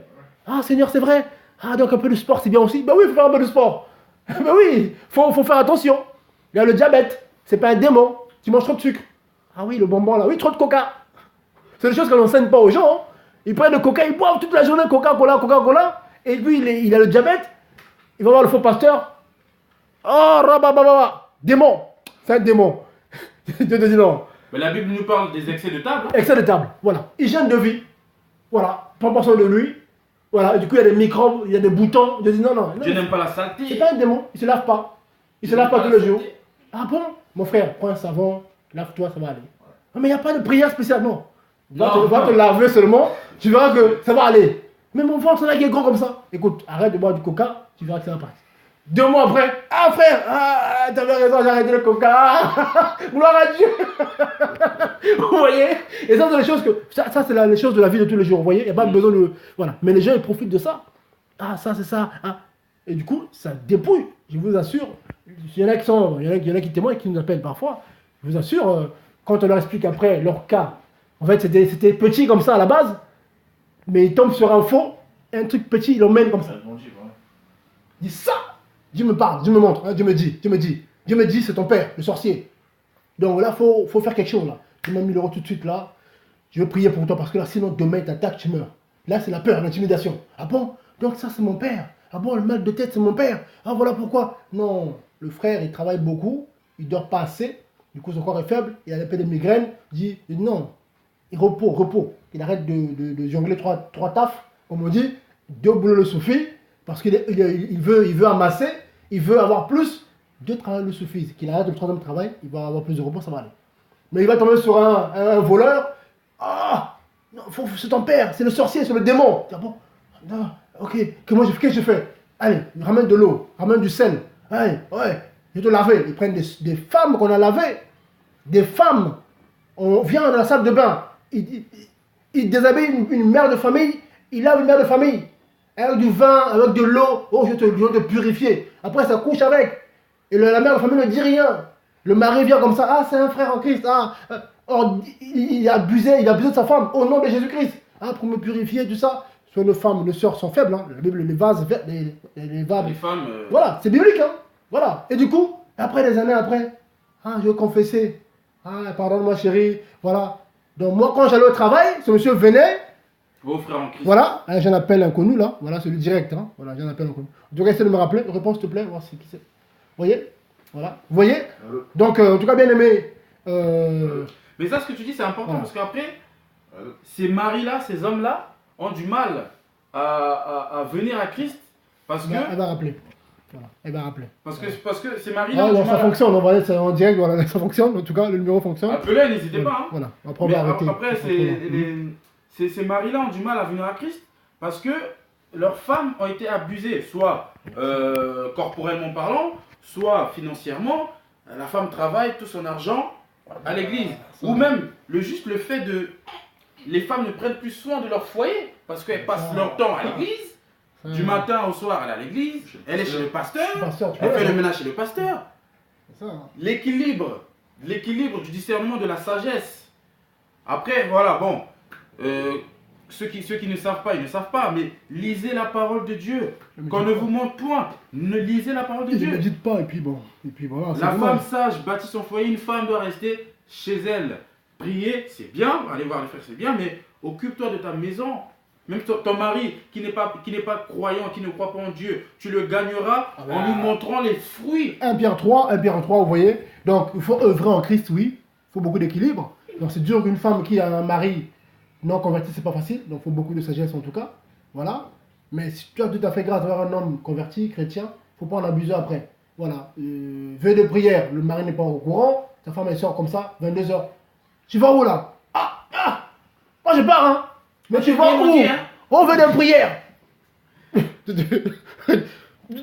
m'as rien dit. C'est pour Dieu, laisse-moi tranquille.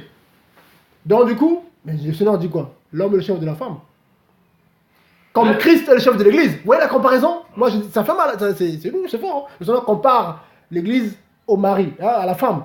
Donc il dit à nos sœurs mariées, quand tu vois la même manière que tu vois la révérence, le respect profond que vous avez envers moi, Jésus-Christ, qui suis votre fiancé, hein, l'église par rapport à Christ, pareil avec ton mari. Mais Abraham était appelé comment par sa femme? Seigneur. Seigneur. Ouais, donc aujourd'hui là, bon. Hein, on peut, voilà. En tout cas, en tout cas, voilà. Grâce à Dieu, voilà. Alors moi, je suis marié. Le jeune est marié. On ne fait pas sans jeune, voilà. Il est marié. Le frère aussi, voilà. C'est en cours, voilà. Il est en train de régulariser les choses, en tout cas, grâce à Dieu. Donc voilà, c'est bien les mecs voilà, qui sont encouragés, voilà. Dieu travaille en tout cas. Donc, si Dieu permet le 31, vous le verrez. Il y a d'autres aussi qui seront là. Voilà, vous allez le voir, ceux qui viendront le 31, le 31 mars à Amelin. Donc, pour s'encourager. Tous les coordonnées sont là, en tout cas, pour le trajet, tout ça. Et voilà. Donc, en tout cas, je sais pas, hein, pour finir, c'est quelque chose à... Non, bah, pour finir, c'est que, voilà, tout ce qu'on peut dire, c'est que, essayons, parce qu'on est tous dans la même situation, hein, essayons d'être honnêtes avec Dieu, pas d'hypocrisie, pas de m'as-tu vu. Essayons vraiment de se sanctifier dans la sincérité. Et c'est ça le plus important. Comment Dieu nous voit et non pas comment les hommes nous voient. Tant qu'on est sincère avec Dieu, la plupart du temps, le reste est juste un dernier verset pour clôturer. Galates 5, verset 22.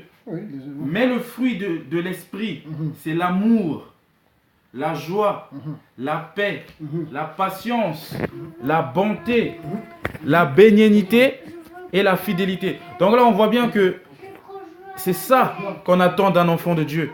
Pas qu'il soit bien habillé, pas qu'il soit éloquent, pas qu'il soit... Non, il faut que, je répète, hein, l'amour, la joie, la paix, la patience, la bonté, la bénignité et la fidélité. Fidélité envers Dieu, fidélité envers son mari, envers sa famille. L'amour envers Dieu, envers son mari ou sa femme et envers sa famille, tout le monde. Donc c'est ça vraiment les fruits qui font que on est agréable à Dieu ou pas. Pas le montant qu'on met dans l'offrande, pas les actions qu'on fait par hypocrisie pour dire ah, moi je fais ci, moi. Non. Pas, qu'est-ce que je pourrais dire d'autre? Pas comment on est habillé le dimanche, pas le nombre de fois qu'on nous voit à la veillée. Parce que toutes ces choses-là, si on les fait juste, parce qu'on va dire, ah la sœur là, elle rate jamais rien. Pas la constance qu'on a avec les dîmes. Ouais, pas, les dîmes aussi. La constance, moi je paye tout le temps mes dîmes. C'est bien, mais c'est ça d'abord. C'est ça d'abord. Les fruits de l'esprit, parce que l'esprit là, on parle de Dieu. Les fruits de l'esprit de Dieu. Donc si vous avez l'esprit de Dieu, c'est ça qu'on doit voir chez vous. C'est ça qu'on doit voir chez vous. Donc, recherchez ça. Je répète, hein, Galates 5, 22. Et peut-être que vous comprendrez un peu mieux ce qu'on vise. Ce que Dieu attend de nous. Voilà, c'était vraiment pour conclure. Voilà. Dieu soit béni en tout cas. Yes, ça va? C'est clairement ça. Gloire à Dieu d'envoyer. Donc, voilà. Dieu soit béni en tout cas pour ce temps qu'il a permis. Donc, soyez encouragés, bien aimés. Donc, l'œuvre se fait. Voilà. Que dire? Donc, ceux qui sont, hein, parce que beaucoup de bien nous appellent aussi. Hein, voilà, surtout ici en région parisienne, il y a aussi à l'étranger, hein, je vois que voilà, le gentil, tout ça. Voilà, beaucoup sont encouragés. Bon, si Dieu permet, un jour, pourquoi pas. Voilà, on viendra, voilà. Pourquoi il n'y a pas que les faux qui voyagent, hein. Il n'y a pas que eux qui vont vous débrouiller, tout ça. Nous, on viendra pour, en tout cas, vous encourager, partager, prier. Parce que Dieu fait grâce, en tout cas, quand on prie aussi. Voir que Dieu se glorifie, les bien-aimés sont voilà, encouragés, délivrés, guéris. Donc, le Seigneur, en tout cas, agit. Donc, voilà, l'œuvre se fait en tout cas dans la simplicité. Voilà, donc, voilà. Donc en tout cas, merci beaucoup. Voilà. En tout cas, merci beaucoup. Soyez vraiment encouragés. Si Dieu permet, en tout cas, voilà. Voilà, au 31 pour ceux qui viendront, mais sinon, voilà, on se tient au courant et puis voilà. Voilà, persévérer, voilà. Persévérer, voilà. Tenez bon. Voilà. On est tous ensemble, on est une famille, on se soutient, voilà, on s'encourage. On n'hésite pas à se déplacer pour aller prier pour les autres, pour aller, voilà, pour que personne ne se sente seul. On a tous le même combat, on a tous le même maître, le même amour. Donc voilà, je pense que on est tous pas, on est tous pareils. Donc c'est dur, c'est périlleux, mais voilà, faut tenir bon et puis voilà. La persévérance, on persévère tous, on se soutient tous. Donc voilà, soyez bénis, soyez fortifiés et à une prochaine fois. Voilà, gloire à Dieu, merci beaucoup. Au revoir.